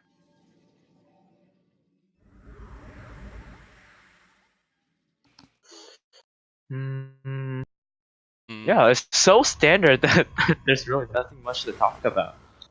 Yeah, I mean, once again, just Australia loves going into that very early robo facility behind this, making sure that he doesn't commit too heavily to this. The Phoenix gonna be a really nice addition, though. I always like it when you add the Right. Phoenix in because it just helps deny so much vision. There's no Spore, and the Queen is out of position here, so he's actually gonna get a lot of damage done here. He's got to be careful though. He's taking a lot of hits, and he does get out of there with about half health and 5 dead drones. I will say that's super stonks right there. That is super stomps. Yeah. But yeah, I mean, now Impact does get a full view of what's going on. I think he's seen pretty much everything here. Even the Oh, yeah. what's up? Even the gateway explosion, he kind of saw it as well. Not the explosion, but the forget timing. Yeah, So. I mean, Astrea does look like he is ready to take a third base behind all of this, but just the teching up is going to be very scary here. Although Impact once again morphing a couple of overlords into some cheeky drops. Might want to be going full Terran. Yep. Wait, Do we have a Baneling list yet? a No, Baneling nest? No, we do not. no. So I guess it's just going to be some Ling drops, which would be still nice. You know what kind of worries me, like super heavily? What's up? Look which base is his lair. Oh, And yeah. also, look at the Archons going to town on the third base lair. which Uh-oh. is in a very nice sniping position because you have this side path to move into. So Yeah. I I think Impact needs to rebuild a layer somewhere right now. At least just to be safe, you know? But he's going for an Infestor Pit already. yeah, he was also attacking his own upgrade. So I'm not really sure what Impact is doing here. He's just trying to throw his opponent off, saying, "You can't kill me. Yeah. Only I can kill me." And the huge Zergling drop is go down international, but the Immortal's gonna be out, and so Warpins are looking nice, so minimal damage. Oh, but the huge Zergling going on at the same time across the map. Yeah, so both sides just kind of trading out here. The Dropper Lord going to go down. This last Yeah. Ling trying to escape, but not going to get it done. The War Prism still a threat. The Oracle still a threat. Yeah. But I mean, with all of this action going on, it's just neither side's really ahead. You know, Yeah. Oh, where did the Infestor Speed go? Infestor speed. Infestor Pit. Wait, was it a Hydralisk then all along? It might have been a Hydralisk in all along. Oh, okay. Oh I, no. My bad, my bad. it's okay. It's Triton. You're getting cold mirages. Yeah. But 5 workers going down, and that number is just going to keep going up. The Oracle decides to die for its effort, even just trying to kill off the Spore Crawler. But Impact has got to be ready for this. He doesn't have a huge army, and there is a lot of firepower with all of this. Yeah, and it's Impact does have slightly higher supply, but that's not real supply, it's the rogue supply. So I think Astrea can definitely fight it if he wants ish. But I don't think he has enough immortal to actually do much damage. Gotta say, he's been very patient in this series. You know, not really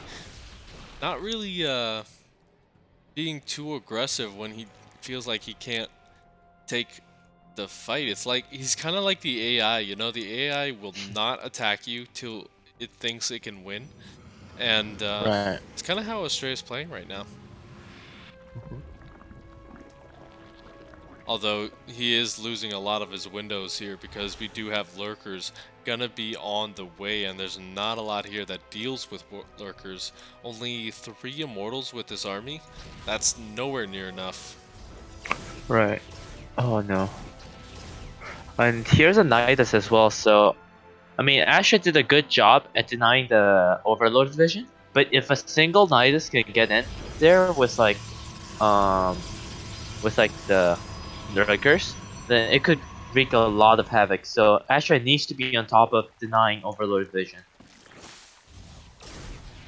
Yeah, look at this Overseer just chasing around the Phoenix. That's finally gonna go down, but just a nice little game of cat and mouse here as Astrea is gonna try and establish that 4th base location. The Infestor Pit finally going down, so he's gonna be moving on here as he moves out. Just trying to put on a little bit of pressure. But Oh no, oh no. This Overlord's gonna get in for the Nidus position. yeah, but at the same time, big War Prism. A War Prism coming in here. Gonna try and snipe the hatchery. Might get it. He does indeed, and is gonna get out of there. That is a very speedy boy. Very speedy boy indeed.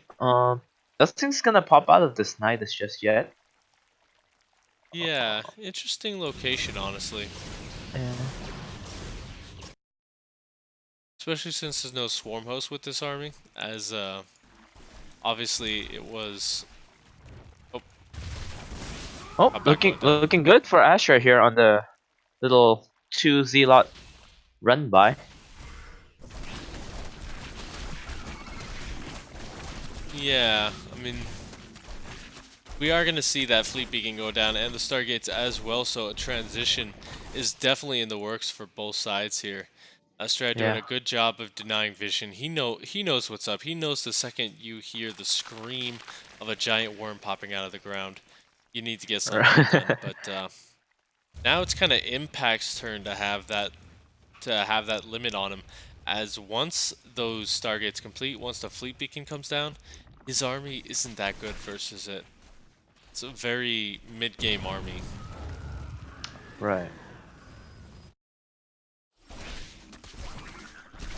Let's see. Does Impact have a Spire? No, he doesn't. Oh. Big disruptor hits going off, taking out a lot of Impact's Oh forces. wow. The Lurkers do burrow during all of this, but that is very dangerous now because the Lurkers could get taken out by the disruptor hits. He's gonna wedge himself between the 3rd and the 4th base. We need some beautiful disruptors. Oh, the Lurkers! First couple of disruptors are indeed beautiful, as they are going to prevent. Is there vision?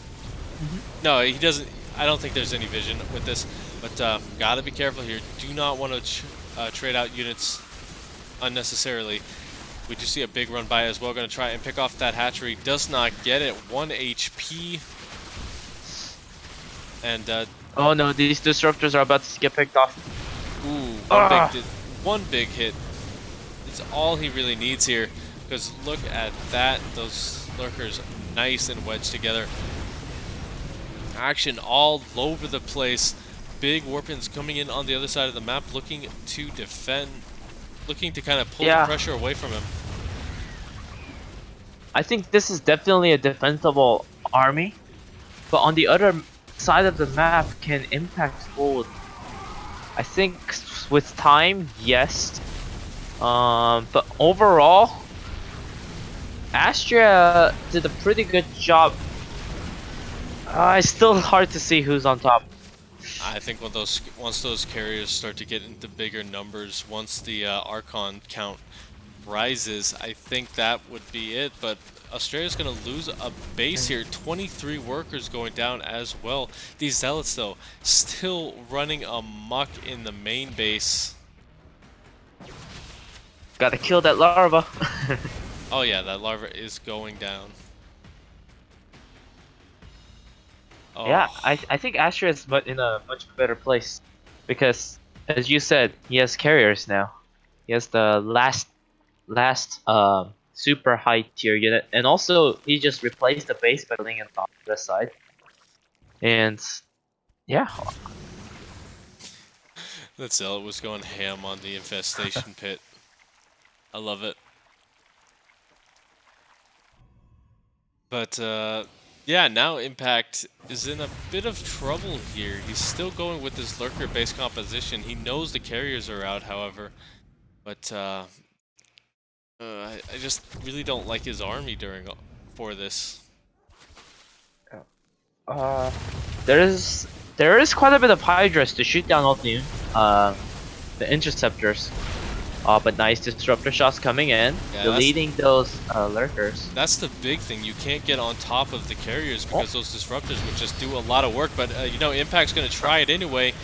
He's going to take out one carrier right away. The focus fire not there is actually going to start bleeding out a lot of units. He takes out 11 workers during all this, which is nice. But he just lost so much there. And yeah, he's going to be really struggling to replenish that because he doesn't have that much larva. But on the good note, he did take out the Nexus, and Astrea is very limited on the mining base now. I mean, like a very plentiful mining base. That is true. Like, I mean, it's still really hard to tell who can win this game, but it's just Astrea has the more time almost. Yeah. It feels like Astrea also has the better army composition with the carrier, and he's doing what Stats likes to do with his carriers, just roaming around the map and then doing carrier run-bys. It's actually surprisingly effective, but Impact's going to be on top of this and try to intercept these carriers, and then this Hydralists. Oh, this was a mistake. Getting one carrier for pretty much free. The disruptor hits, however, Gonna start to force this back. The Lurker not able to get too much done. Tries to focus down another one, but Storms and Carriers and Archons, oh my. This is just gonna be Yeah. very difficult for the pure Hydra-based army to deal with, and the army supply tells the tale right now, 99 to 81. This is going to be a very uphill battle for Impact with the Right. army he has chosen. Even with this beautiful concave that he's setting up, I don't think it's going to be enough. What is a concave to Storms, pretty much? Even more Archons just morphing on top of this. I do like how he's retreating. He's kind of mitigating the splash damage for the Archons, but now he's focusing down the carrier interceptors, and that's not what you need to be killing here. Yeah. And he knows GG. it. GG is called. So guess what, guys? Wow. That means we get even more games, because games. Yes. Heck yeah.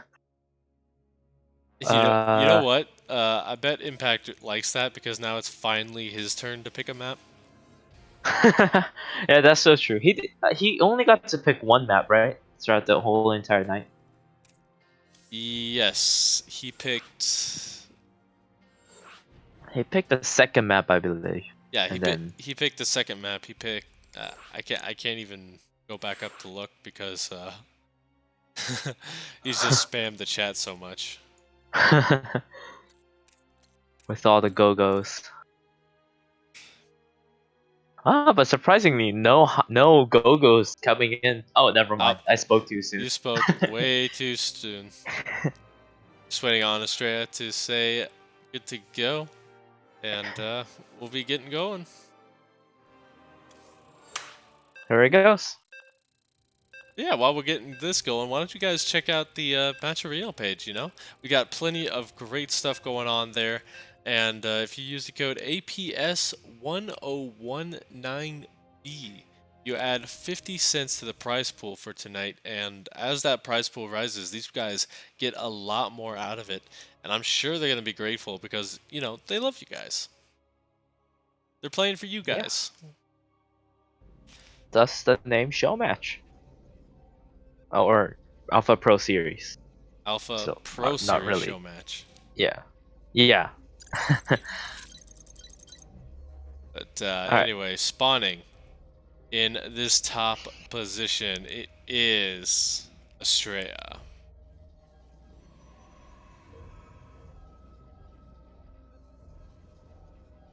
And on the bottom right corner, we have Red Zerg. Impact!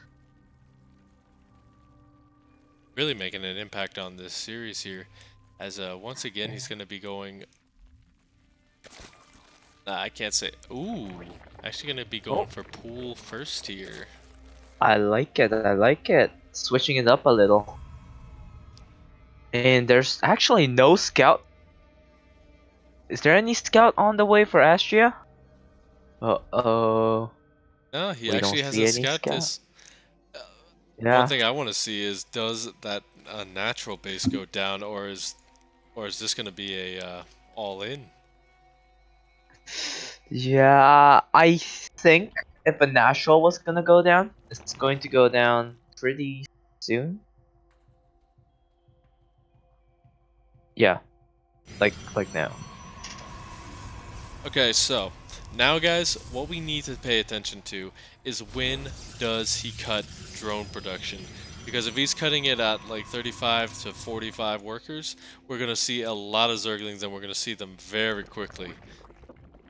And yeah, overall, this is a nice map to kind of do that kind of thing. You know, there's not really a huge rush distance to get across, and yeah, overall, I think that would be really nice to see. But here we go. Oh, Roche Warren.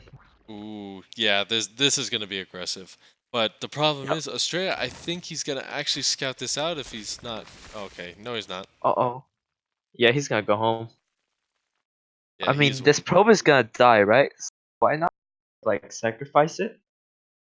But I guess he really didn't want to lose the probe for super.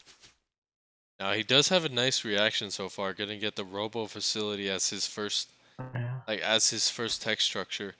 Um, I think that's a smart choice, like I said, on a smaller rush distance because he can expect this big roach aggression. But it's going to be the Right. lings that are going to be the big thing here because there's no adepts. It's only stalkers, and stalkers just do not do well versus zealots. They just don't have the DPS to deal with it. Right.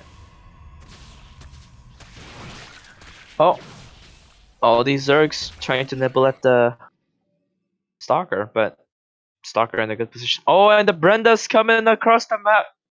Oh, this is an Brenda. all-in. But it's Yeah. scouted is the big thing. He's got one sentry on the back, a lot of lings. Gonna even get a second cybernetic core, although not the best location for that. He should have just put that in the main base. But warp gate Yeah. almost complete, Yeah. and But oh one thing no. I'm worried about is that it's still a Nartosis pylon. Yeah, Astrea is just really taking this seriously during all this. Warp gate did just complete there. Oh, he Oh, canceled the second cyber. yeah, he's being very careful here. He does not want to overextend and get caught out. Look at that. The force field actually gets dissipated as it goes up. He's going to get right on top of this, but the shield battery's just doing so much work. He needs to back off. He needs to just keep the pressure on, though, because he cannot go back from this. Transfuse going down. That's the last of the energy. The Ling's going to get on top of it, but the shield battery is just doing so much work. And oh, GG. Astrea is bringing it back with the plays. Yeah. Very well identified by Astrea and then bending it perfectly. Absolutely perfectly. That was beautiful. Yes, and speaking of awesome plays, why don't you guys do the awesome play of checking out our sponsor, GameStop. When you want to bring power to your game, you check out the professionals in their stores and they will help you get to the next level. Check them out at our sponsor link on the Matcherino page and keep the prize pool going up. GameStop, power to the players. Yeah. And we actually only have 3 more maps left. Which is quite disappointing to be honest. Uh Sometimes I wish these series would last for like round of 11, like the Ompung's destruction. Is it destruction game? No, like like the 1v1 thing where they do best of 11. Best of 11. Oh my gosh, Yeah. that just thinking about that is giving me a headache. Yeah. But Oh. Mhm. we're just gonna keep rolling, ladies and gentlemen. It is Winter's Gate. This is the 7th map. After this, the map pool resets. We'll be going back to any map that these players choose, and Winter's Gate. I'm expecting something fun coming out. Yeah, and I guess no one really likes this map because it was picked last.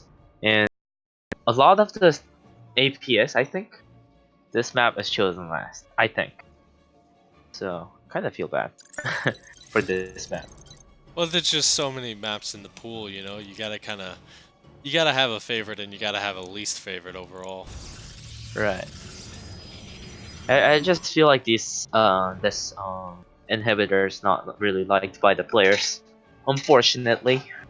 Yeah, but you know what? Who is liked down here in the bottom position? It's Alpha X's Astrea.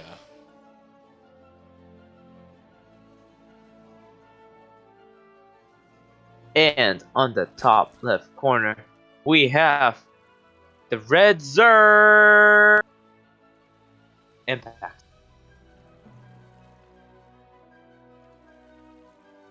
Going back to a third or a hatch before pool.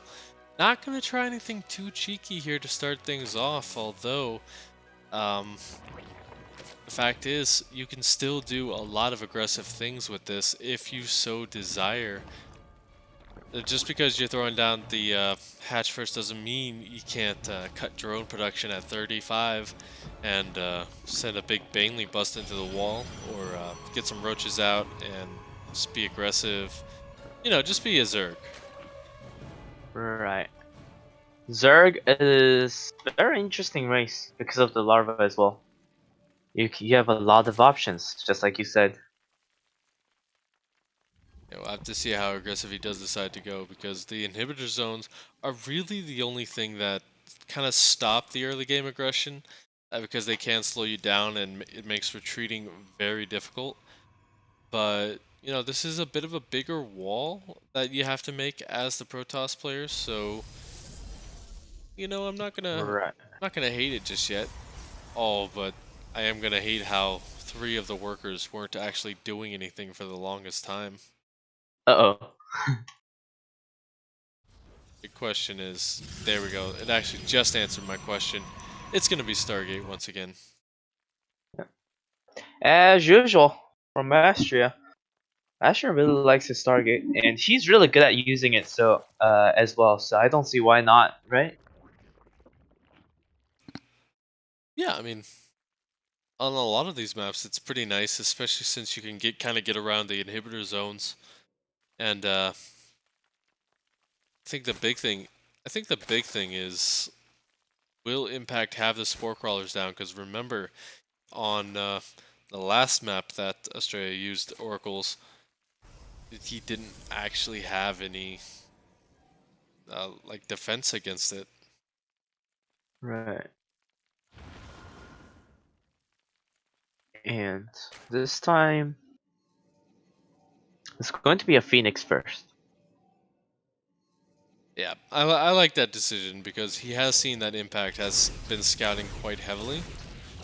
And yeah, he's just going to try and deny vision here of the next big move, because maybe this is the game where Astrea decides to kind of commit to this play, kind of commits to the Stargate, but that is still yet to be seen here, as he does supply Impact for a long time here, as there still is not an Overlord in the production tab. Right. Impact? Okay, there we go, finally. Although, that's not enough. You need at least 2.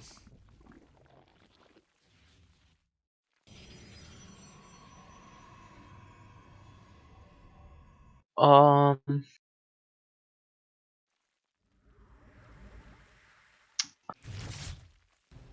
it's kind of like watching the first game again, in a way, or the second game, because they're both going pretty standard, and Astra went for the Stargate again.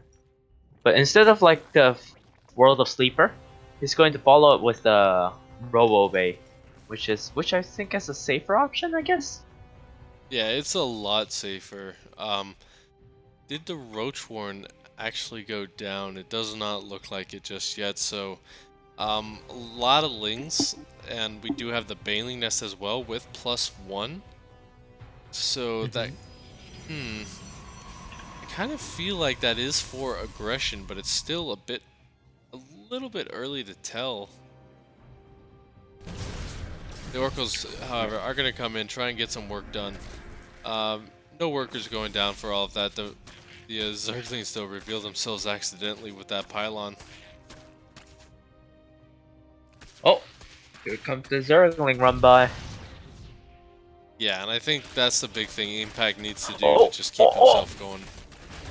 Yeah, almost getting into the neutral, but the Immortals just did.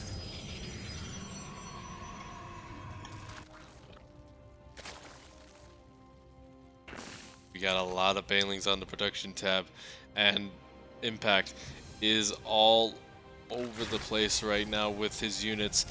I think... Oh, here it comes. Here it comes. Here it comes. Oh, he's gonna try and get on top. It's He's gonna, trying to get on top of the sentries. Oh. One goes down. Beautiful force fields. Yeah, 5 workers going down with a flank of Banelings, so that was a big commitment. It didn't get a ton, but that is still very nice damage for Yeah. what he invested into it. Gonna drone up behind this, throw down the War Torn as well. Really late layer here at 6.5 minute mark. And there's going to be more coming in. Oh, and a nice wall that was gonna go down, but just barely not in time. 7 more workers just dying right there, and Yeah. Impact is already getting that early damage done that he needs to get things started here. The Oracle's going to come in, try and reset that count, but the one does go down here. Although the Queen's nowhere to be seen during all of this. Yeah. I guess the queens were sniped by the oracles or something. Nah, there's no way. Yeah. I Oh, think they were yeah. just way out of position. And once again, we do see Impact going for that Baneling run by. The Sentry's going to be in position. And But this time a nice SimCity gonna come down from Astrea. yeah, that's the big thing is keeping that SimCity nice and tight. Big way to kind of stop this style from Impact. Ooh, nice cute little force field there.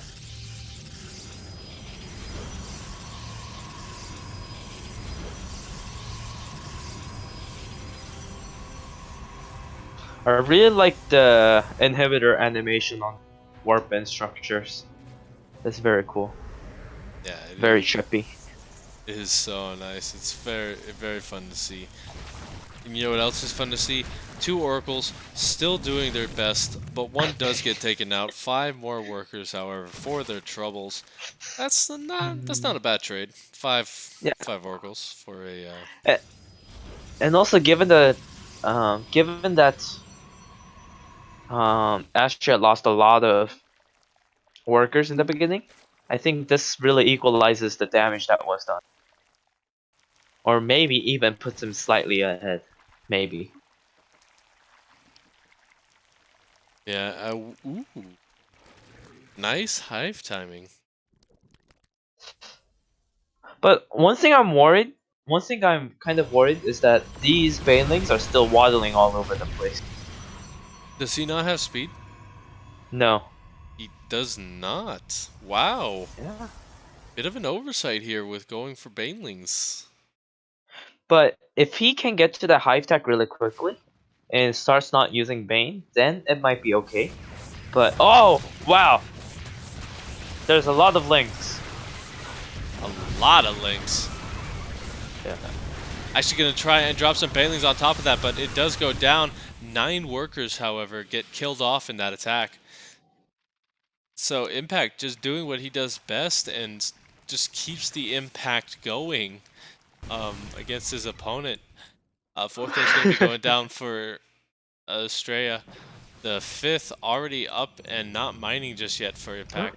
But The baneling speed just started, and obviously all these banelings are going to waddle for another minute. well, it's big level. It's big level play. You know, you gotta make him think that it's just gonna be slow banelings forever, so that he doesn't worry too much. But ooh, ultras Oh. are on the way as well. Ultra. Well, maybe Ultra is a really good call because I mean, there's a high stalker count, right? I think I it don't would, know. I don't know. Like, I kind of don't like the call just because there are so many immortals in here. But I love how the entire army is just out of position for this, forcing a recall of pretty Yeah. much everything. SimCity couldn't save the frontal push.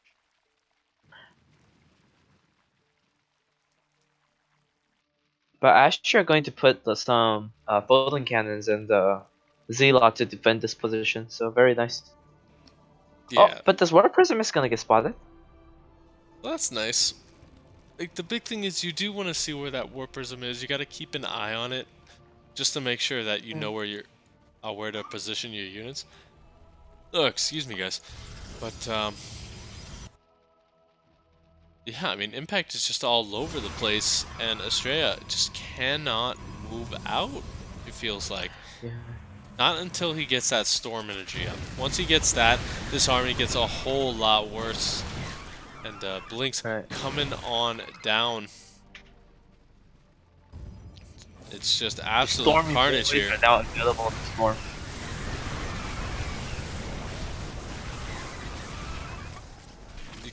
Oh man, this is kind of the big 1-2 push kind of moves. Because he keeps, Yeah. like, once the army moves to one side, the other side moves in. And look at this, the Storm's fantastic. The Baneling's not going to get too much here, and this side actually gets utterly obliterated. Sorry. Bless you. Thank you. But man, like, Impact just really starting to hit a brick wall here with this. Not really going to be able to get too much done, it feels Right. like. And all these static defense, like in the earlier games like Thunderbird, Astra was not able to afford these static defense. But now, because he's maxed out, because he is defending all these so efficiently, he has money left over. So he can invest in the static defense and buy more time before like the Ling Run buys do more damage. Oh, we But got right now, yeah. we got the Fleet Beacon coming out here, so all this huge investment into ground-based only melee units, bit of a timer, gotta say. Right. And there's no Spire for Impact here. So this Golden Armada transition is very, very beneficial for Astrea right now.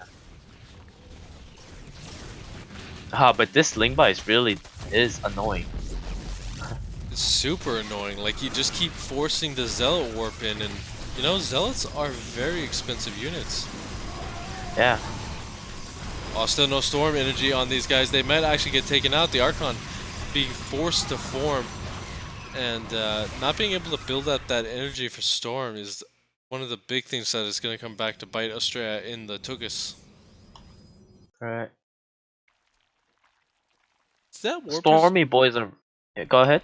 Did that Warp Prism ever go in and do anything? It doesn't look like it. Oh. Right. Oh. But the Nidus start gonna pop it out, giving acting like a Warp Prism for the Zerg. Oh, but the huge surround coming in, and the Banelings! Ah, nice-ish force Okay. field, but the Archon is going to deny it. Oh, there's a lot of tanking, and the oh no, the Ultras, they're just stuck. They're not able to get through here. Oh, Yeah, there's just a lot of supply lost. Yeah, and Protoss was not able to shoot either because of the blinding cloud. So, I think Zerg really didn't trade well there That was a terrible overall. trade. He can't even remake units right now because he's supply blocked. And his bank is just non-existent with these heavy, Yeah. expensive Ultralisks that can't get the surface damage. Wow, Was okay. Ultra really a good choice here? I really don't think so. It's not paying off so far.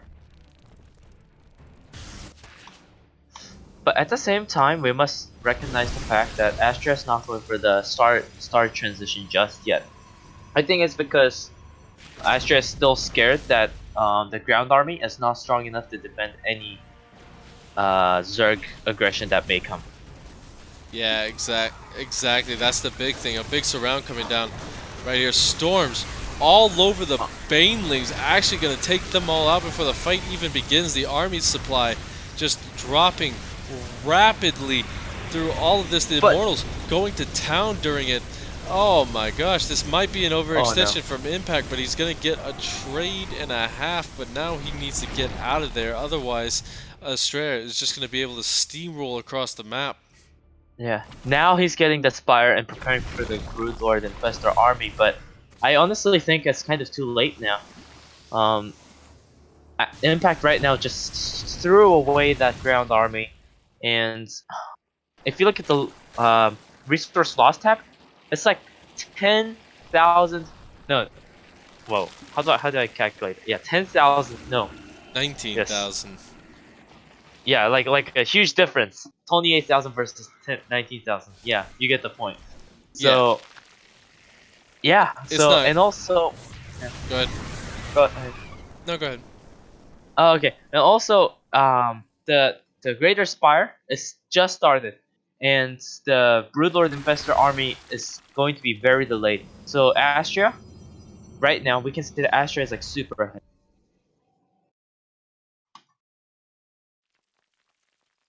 I love Ah, how the warp prism is just hanging out right there. Hasn't warped anything in. It's kind of on a permanent vacation. It feels like, and he just wanted to see some creep up close. yeah. Here is the Wild Zerg. This is the Wild Creep. And here we see the Zergling mating ritual where they dance. Going full David Attenborough up in here, but two workers going down. And Oh, but beautiful, oh, beautiful slow zone, making all these Bailings so slow, and all these Protoss units all slow as well. But these Immortals just gonna focus down those Ultralisks and killing them. yeah. And at this point, At um, this point, Impact doesn't really have a lot, and he can't really remake too much here. Uh, alright, it's not even that he's broke. It's just that he doesn't really have a huge larva count or bank to remake these expensive Ultralisk units. alright. And the Mama ship is gonna come out for Astro very soon as well. So, I think that's gonna be the nail in the coffin here. There's no detection with this army either. right. I mean, a neuroparasite is being researched, and Impact can steal the Mama ship, but still, if Astra just focus downs the investors, then there's really nothing Impact can do. And Colossi, legend has it that Colossi can shoot down investors because of the intense range.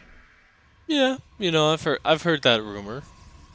It's unsubstantiated as of yet, but Mhm, maybe we'll get an up close and personal encounter with it. mhm. Nice little run by Astrea as well, just forcing the Zerg army to come home and defend. And keep in mind, like, this is game number 7, so yeah, just whoever wins this game goes up to match point, which Right, is, and yeah, yeah, insane. and it's going to be a huge advantage to win right now in the whole entire series as well, because they're probably really tough. 7 games is definitely not a joke. It's like requires a lot of stamina. And it's not even going to be our last game either, which is just, Yeah. ooh, War Prism has to be careful here. It's actually going to get taken out. I would say don't recall that because that's just a waste of a recall. Right. And But I think Nidus is gonna start popping off for Impact very soon.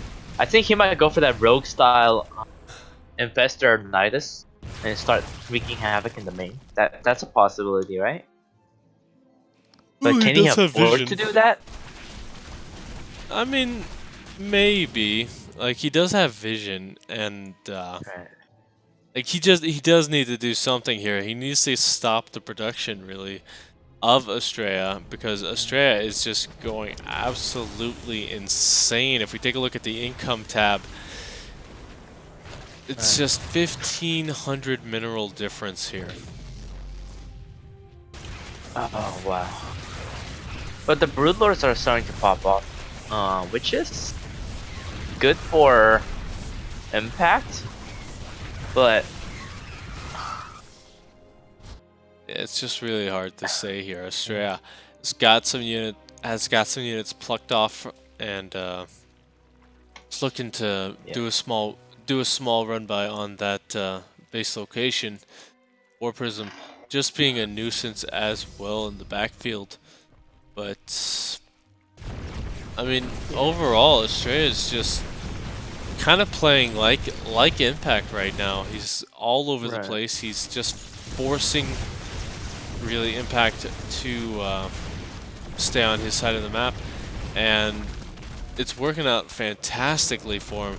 Although these Immortals all do need to get out of there, as the Broodlords will take them out very, very But I quickly. think Astrea can afford to lose these Immortals because Ultralights are no longer there. So trading those Immortals for more Tempest might be better for Astrea in some ways. Ooh, actually gonna get an Infestor as well. That's a nice pick off. Yeah, I think this is pretty much it for Impact. He's getting his bases removed. I mean, Impact is doing a good job at keeping the Tempest count now. But, oh wait. A single Ultra versus the world, let's go. Oh man, if it would have gotten the stack of workers there, he would have done way more than the 19 drones lost. Yeah, it had a dream, it had a dream. Yeah, Impact's mining is dead. Anything Yeah. he makes is kind of going to be the last of it because he doesn't have a gas income, he doesn't have a mineral income, and although Impact is going to be moving in here, it's kind of a desperation move. Right. As he And leaves the there's- Broodlords entirely undefended here almost. Oh, but the fungals are nice. But the fungals. Oh, Oh! a miracle coming in from Impact. Oh yeah, the Tempest but- though. Just getting the but there's pushes it nothing- needs to. And there's nothing that can be replaced by the lost unit from Impact except for Lings. So any damage, any kills that Astrea does is a win. Excuse me, guys. Uh-oh. A lot of the army's trapped inside this gateway.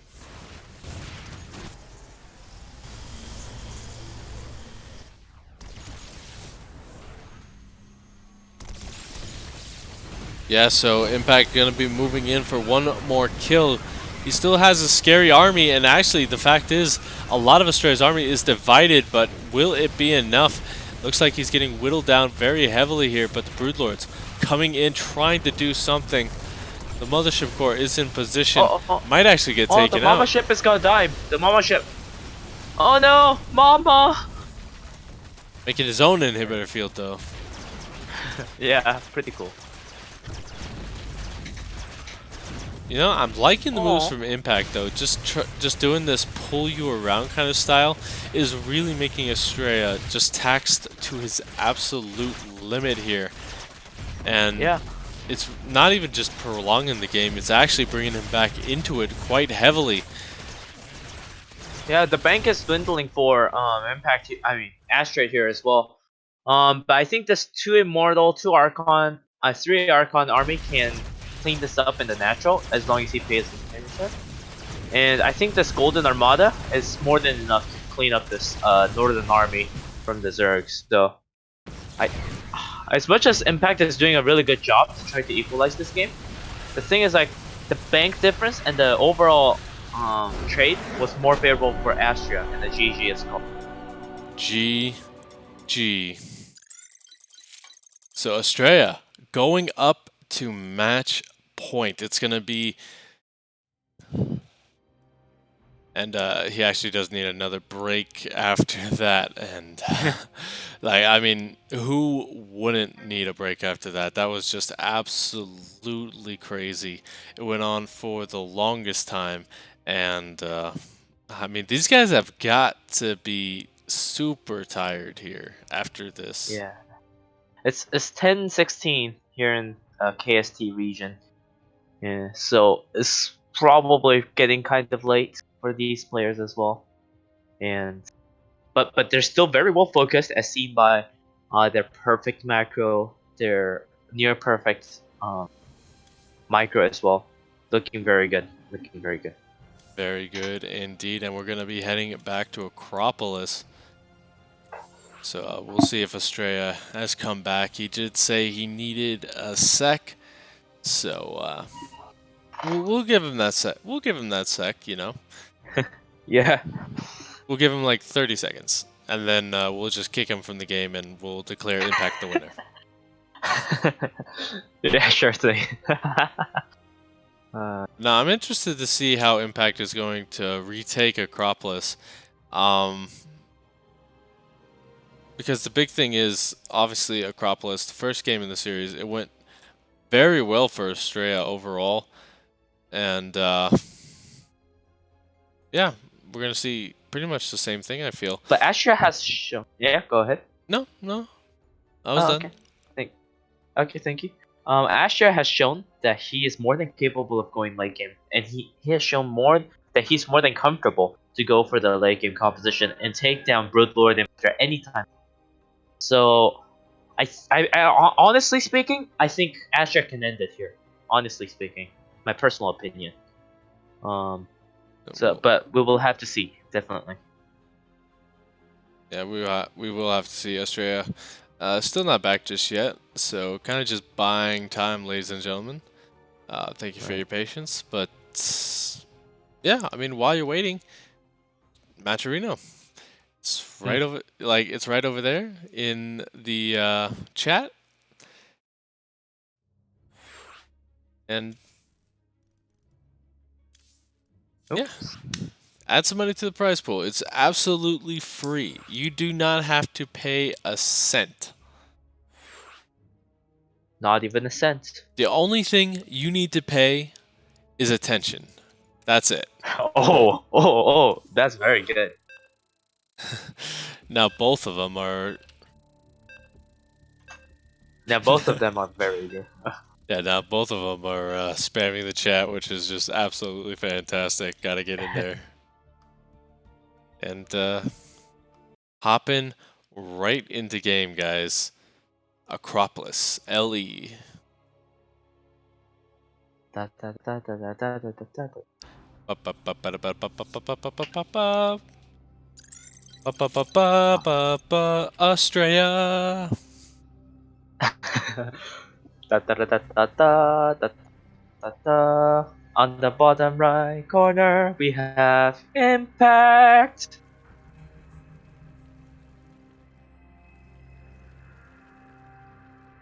All right. Um,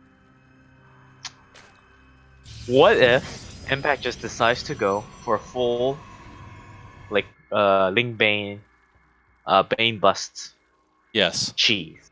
yes, do it, do it, do it, do it. Like, I would be the happiest boy ever if he did that. It's not looking like it just yet, just because, you know, it's going to be a few minutes before we really know what kind of path these guys have decided to take. But, you know, just, I would love to see Astrea be the aggressor here, actually. You know, being the one, maybe do like a 4-gate, a 3-gate, or even this one really beautiful strategy I saw where it's essentially you, have a huge gateway explosion. You make 3 or 4 immortals. You get out a warp prism, and then you just stop mining gas. You have, Oh, and you send a bunch of charge lots at your opponent. wow. Like, have you seen that? Yeah, I think once or twice. But it seems like it's a beautiful. It sounds like a beautiful strategy. A nice charge Laldalden. It's absolutely crazy. It is very hard to defend if you don't see it coming, and I think like if Astrea did that, I would be his biggest fan forever and ever. Even though like I don't even like Protoss, I'm Terran. Like, Ah, same here. but yeah, I mean, it's looking to be pretty standard right now. We might see that Stargate go down pretty darn quickly here. Once again, the Stalker is just going to try and shoo everything away. And yeah, once again, Stargate play. Gonna be Yep. sending the oracles across the quite large map. Yep. Nothing unorthodox here. And I think Impact is gonna go for the solid macro game again. And try to tech up to the Infestor Food Lord as soon as possible. And then try to take Astria like game 3, I believe, at Thunderbird. And I think we can also expect the Spire to come as well.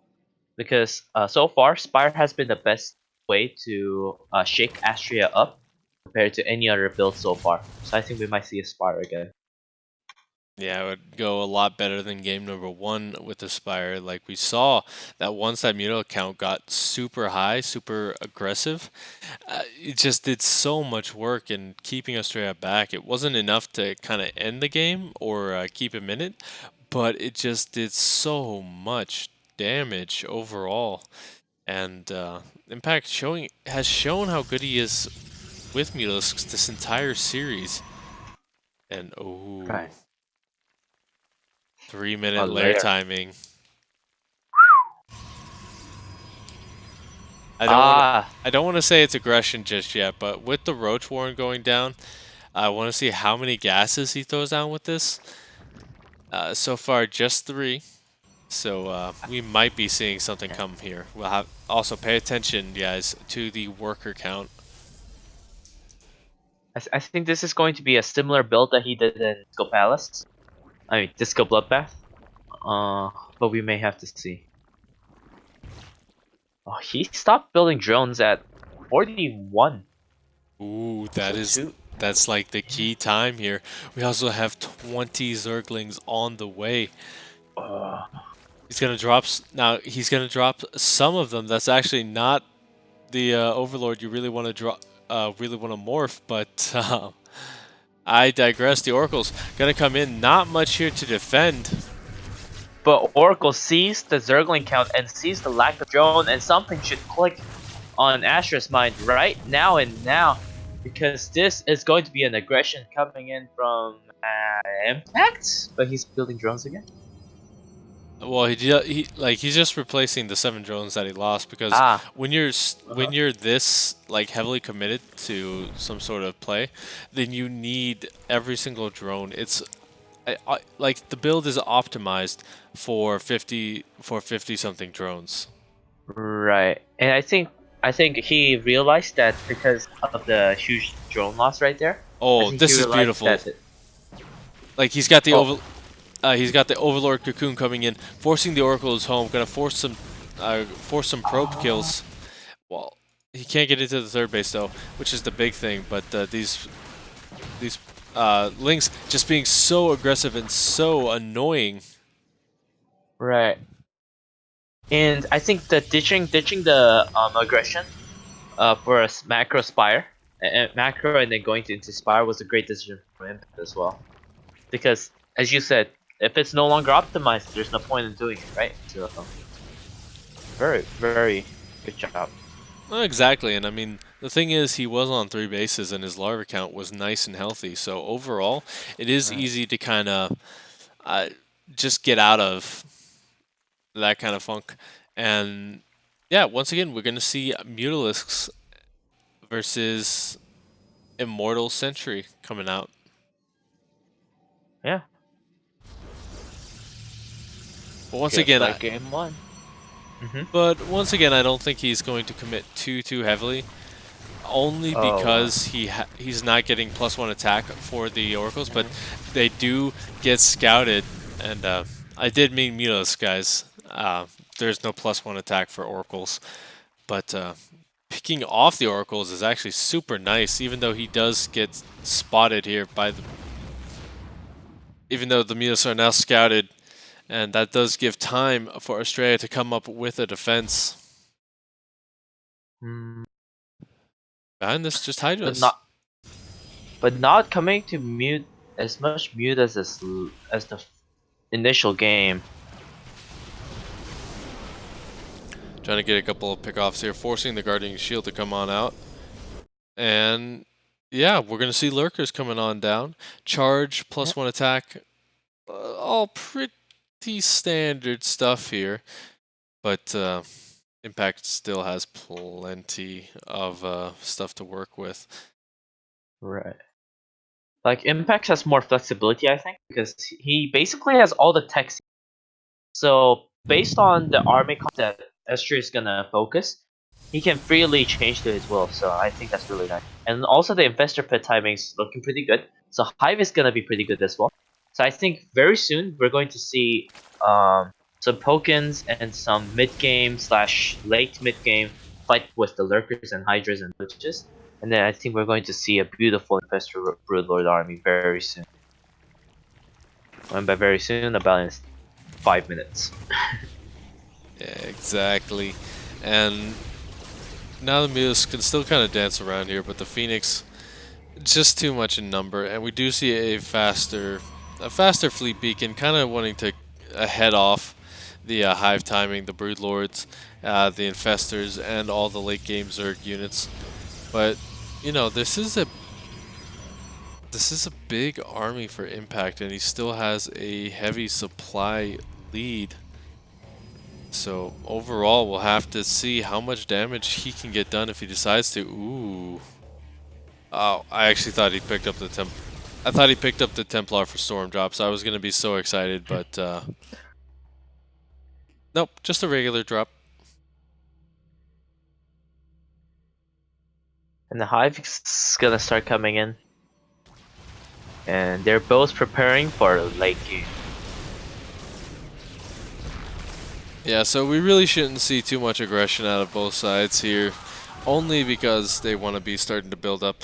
Once again, we see the Nidus Worm. We'll have to see how heavily he commits to that this time. But a big pick-off right here. There's no Ravagers to deal with this. Yeah, really nice storms and force fields. Very nice battle for Astrea over here. But Impact's going to morph all of these low health Hydra into Lurkers, and a big Lurker Roach Hydra Ling aggression coming in here. But no vision here to lift these Lurkers just yet. Is there any vision here for Astrea? No, he has an observer on the way. He needs to chrono boost that out. Gonna try and pick off some of these lurkers in the air, but he just doesn't have the Phoenix count to pick them up and kill them at the same time. So, oh, this position is just under huge fire. I would like to see a small... That's exactly what I want to see. A Nidus Swarm in the main base as well. Nothing in it just yet, but starting to whittle down Astrea. The supply block is huge, actually. Oh boy, this is not looking for Astrea right now. A huge lurker line coming in from third base location and from the Nidus. I would like to see some lurkers pop up from the Nidus as well, but nothing just yet.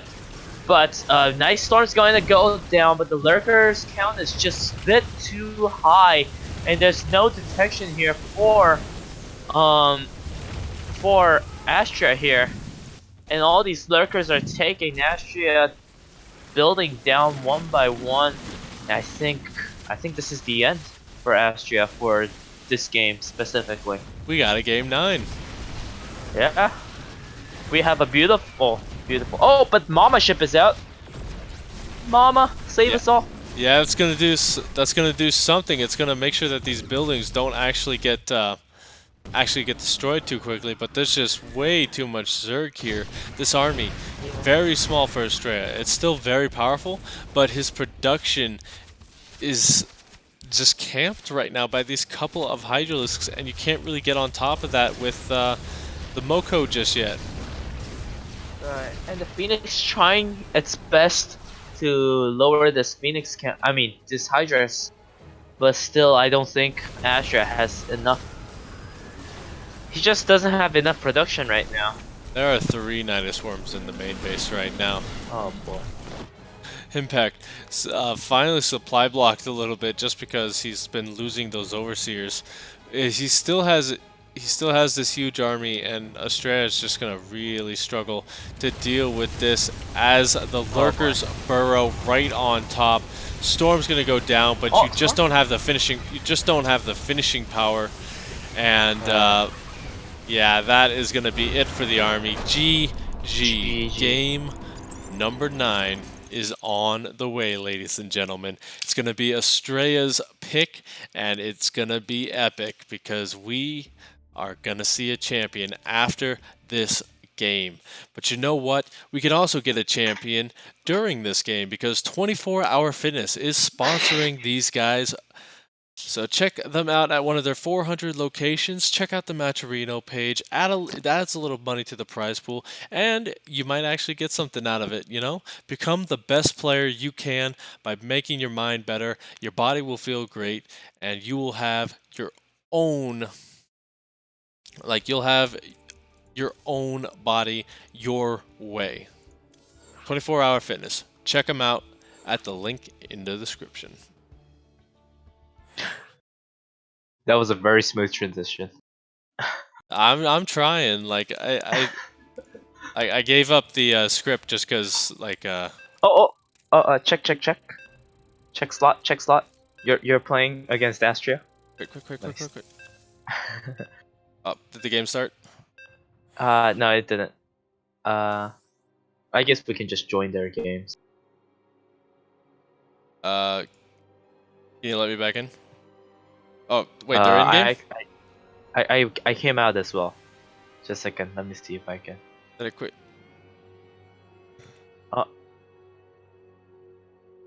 You can you make me the party leader? Or never mind. They're coming out. They're coming out. Okay.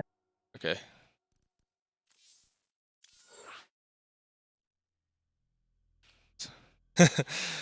Sorry.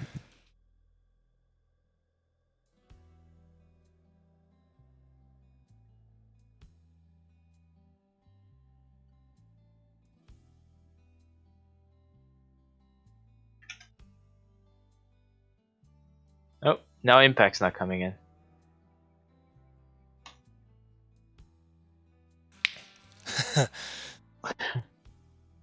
Slight delay there, guys. So sorry about that. I was not paying attention for just a second. Getting right back into it. As soon as Impact takes it. I think we're bugged. Let's try again. Wait. Okay, there we go. No, Astrea. Come on, Max. There we Oh, go. there it is.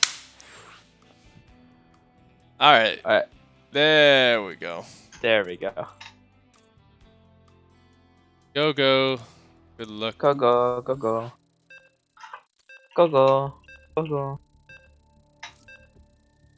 Oh, I didn't know you could change their skins. Ah, yeah. If you have the WCS game heart, the room host can change the skin. Oh, neat. Did not know that. That's fun.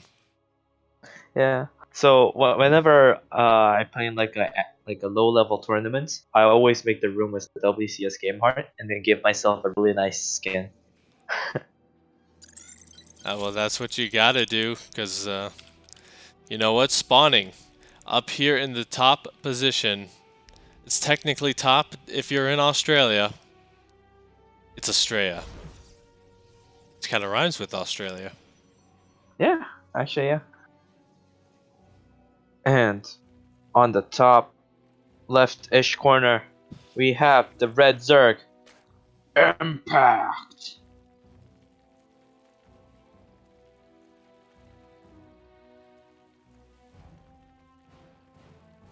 If there was any game to do cheese on, this would be it. Yep. Do it. But we did get a gas first opening from Astrea, so that kind of tells me he might want to be aggressive. Right.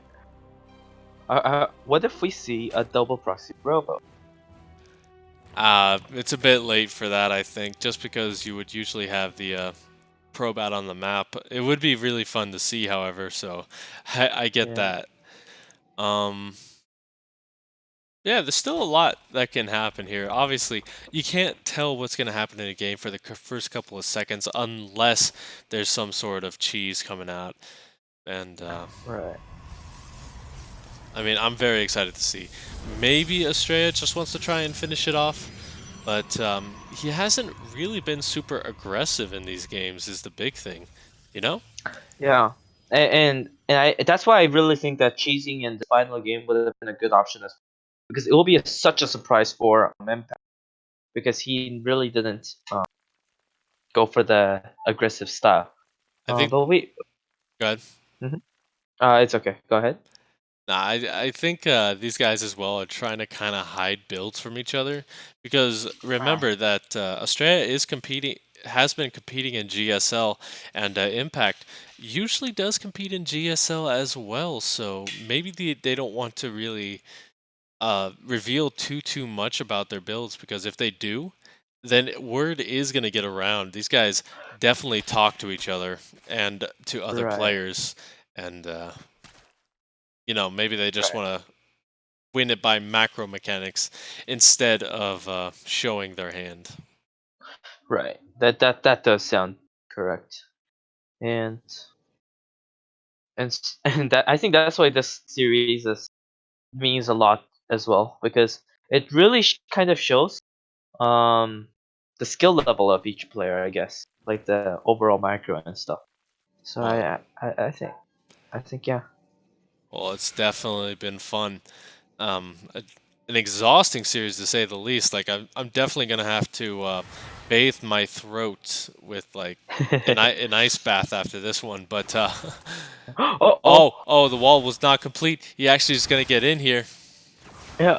A focus is kind of dwindling from Astrea as it gets later into the night, but Oh, there's actually oh so many Zerglings. yeah, this is not good for sure.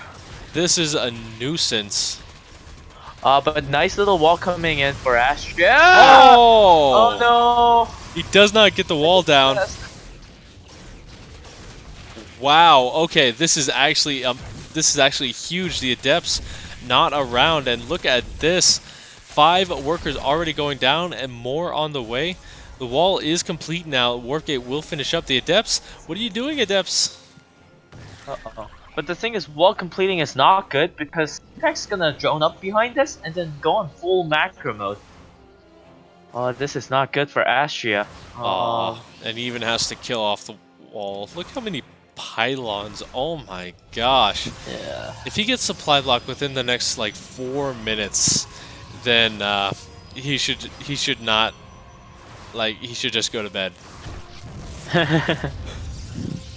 But yeah, now Oh, it's but I actually kind of more, like this wall. it's more of a It's tower pretty cute. defense wall. Yeah. The Oracle had to waste all of its energy on the other side. It has to recharge before going in again. Tried to get some drone damage, but no dice so far. As once again, we're going to see a small little trickle of lings coming out.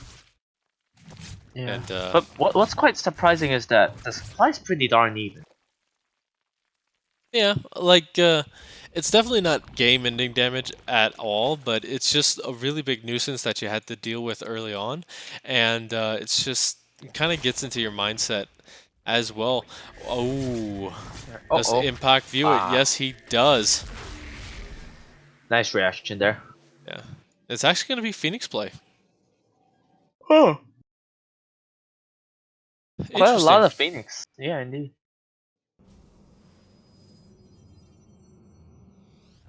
Yeah, that's good. That's kind of interesting. Like, that's something pretty new.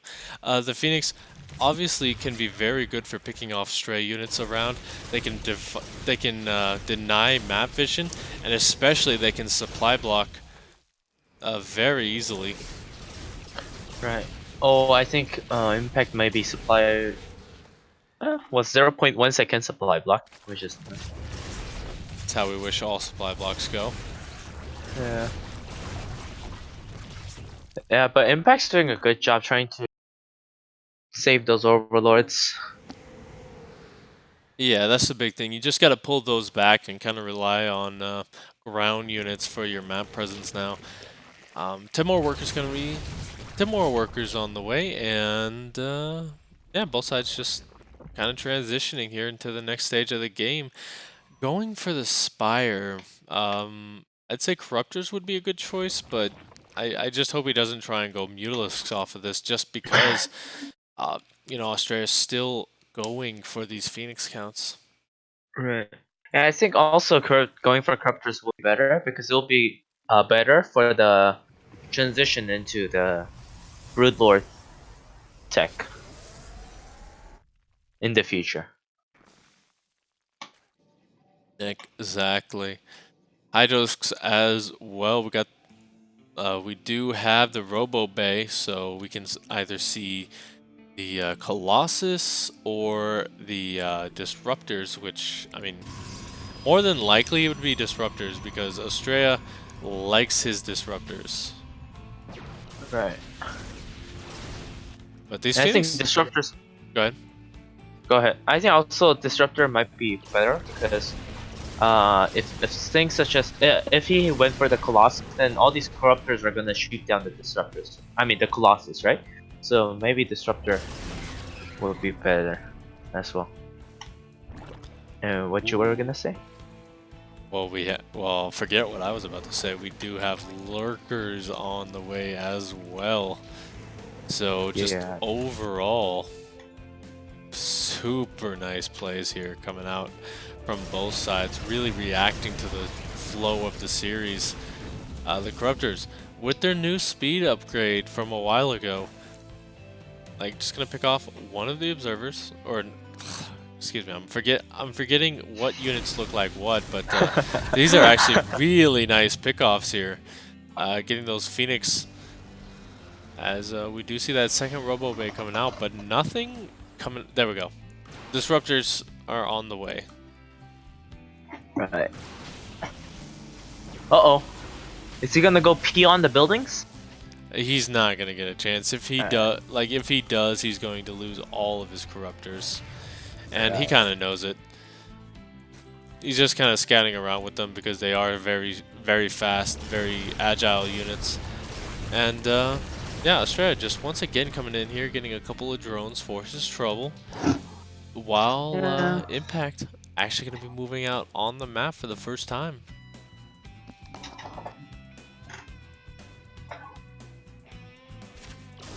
Oh no, all these phoenixes. Now, is the plural of Phoenix Phoeni, or like Phoenixes, or... That's a very good question that I do not have an answer to. That's good. Because if you have answers, then what fun is having the question? So true, so true. You can tell I'm getting tired, guys. You can tell I'm getting a little bit tired, guys, because now I'm going to start making no sense in this game.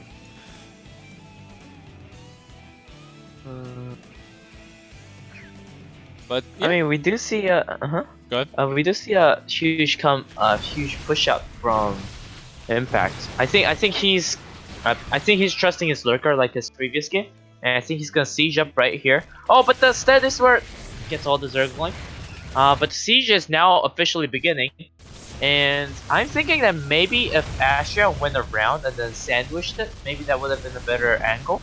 Oh, But there is a Astrea lot knows of what disruptors here. You need to be careful, otherwise you're going to lose all of your lurkers for free. This is a very clumped up location, and a couple of the shots already fantastic. Going to take out a lot of the lings, a lot of the Zerglings, and Corruptor's going to come in here. Actually took out the Nexus in the main base. This is not good. No, They really need to nerf the peeing because that's kind of pretty good. that was super good. And yeah, these lurkers still around, opening up another attack path. He's gonna hang out as his only vision right now is the Revelation. Oh, here comes the disruptors. Yeah, huge disruptor hits taking out these lurkers. Just look at them slow-mo jumping around here. And actually, this might just be a little bit too much Zerg. It's all going to depend on the force fields, which are pretty good right now. The lurkers, though, getting into position right on top of where those disruptors are coming out. Impact still has to be so careful with this because he is bleeding out lurkers, but oh, this is just scary for the Protoss. Right. And all these P gonna come out, and then Astrea actually Zealots instead of Stalkers. But there are still some Stalkers, but I think the P will eventually kill it, and the Lurker Siege is still continuing. But the Disruptors are looking good! Oh, Disruptors are the MVPs of this game, and they are really the way to deal with this right now. Impact supply, Yeah. though, so heavy. Look at that supply lead. The army size just in his favor. Oh my gosh, Yeah. this is And not pulling good. back here is a really good decision. Like semi pulling back here, waiting for reinforcements is also a golden idea here because Impact he knows that he's ahead and he knows that he has more stuff. So if he waits for the reinforcements like this, then he's going to be able to clean this up and close out the series. Oh, but beautiful disruptors coming in. Yeah, those are the only things he really has right now that are going for him. He needs to spread out his lurkers pretty well because otherwise they're going to just get taken out like this. The Lings coming in and picking off the Stalkers as well. Those Blinks going to be a problem in the fight, but the fourth Nexus is going to be going down here. Maybe Disruptors being the only thing between... Like, Yeah, but this Nexus is gonna go the down. Nexus and death. And I think Oh, that was boy. the last. That's the last mining base, as you can't fight this. Yeah, There's no detection. Oh no! Oh no. He sent the pros back to work. Oh, but Oracle's there. Okay, the revelation was the only thing he had, but the damage is already done. Astrea has half the mining. The Great Aspire is on the way. Impact is just getting further and further ahead by the second. Oh no! Oh, this is An absolute and massacre. yeah. Oh, look at that. He's even going to try and drop a lurker. Oh, that's very cheeky. But Astrea, thankfully, does indeed have his observer in that position. The last Phoenix going around, seeing what he can get done before passing out dead. Yeah. That is a lot of lurkers. Oh my Yeah. gosh. Not enough disruptors here, I think. Definitely not enough. No, the spread is just fantastic. Even getting on top and getting between him and the third Nexus. Yeah. Like a small run by gets taken out, trying to go into the natural, but the entire Protoss army is stuck, and GG is called. Yeah. Fantastic. Oh, someone just. Oh, Astrea left. Oh. Aw. Very well played by Astrea, I will say, but the Zerg Lurker are it's pretty good. It's pretty good. Just solid, clean play to bring it out. The last game of the series. I hope you guys enjoyed it. I enjoyed it. Potato, did you enjoy it? I definitely did enjoy it a lot. There we go. So, ladies and gentlemen, that is going to be it from us here at the studio. I'd like to thank you guys once again for tuning in. Thank you to the sponsors, 24 Hour Fitness and GameStop, for putting on such an amazing show. And use those links, guys. They're there in the chat right now. And still time. Still plenty of time to use them up. But once again, I've been Passer. You can check me out at the link below. With me is Potato Pleb. You can check him out at the link below. And yeah, it's been awesome. Yeah. Any final words, Potato? Nothing much. Thank you for watching. All right. Well, thank you guys Yeah. so much, and we'll see you at the next big thing. Bye Have bye. a wonderful day.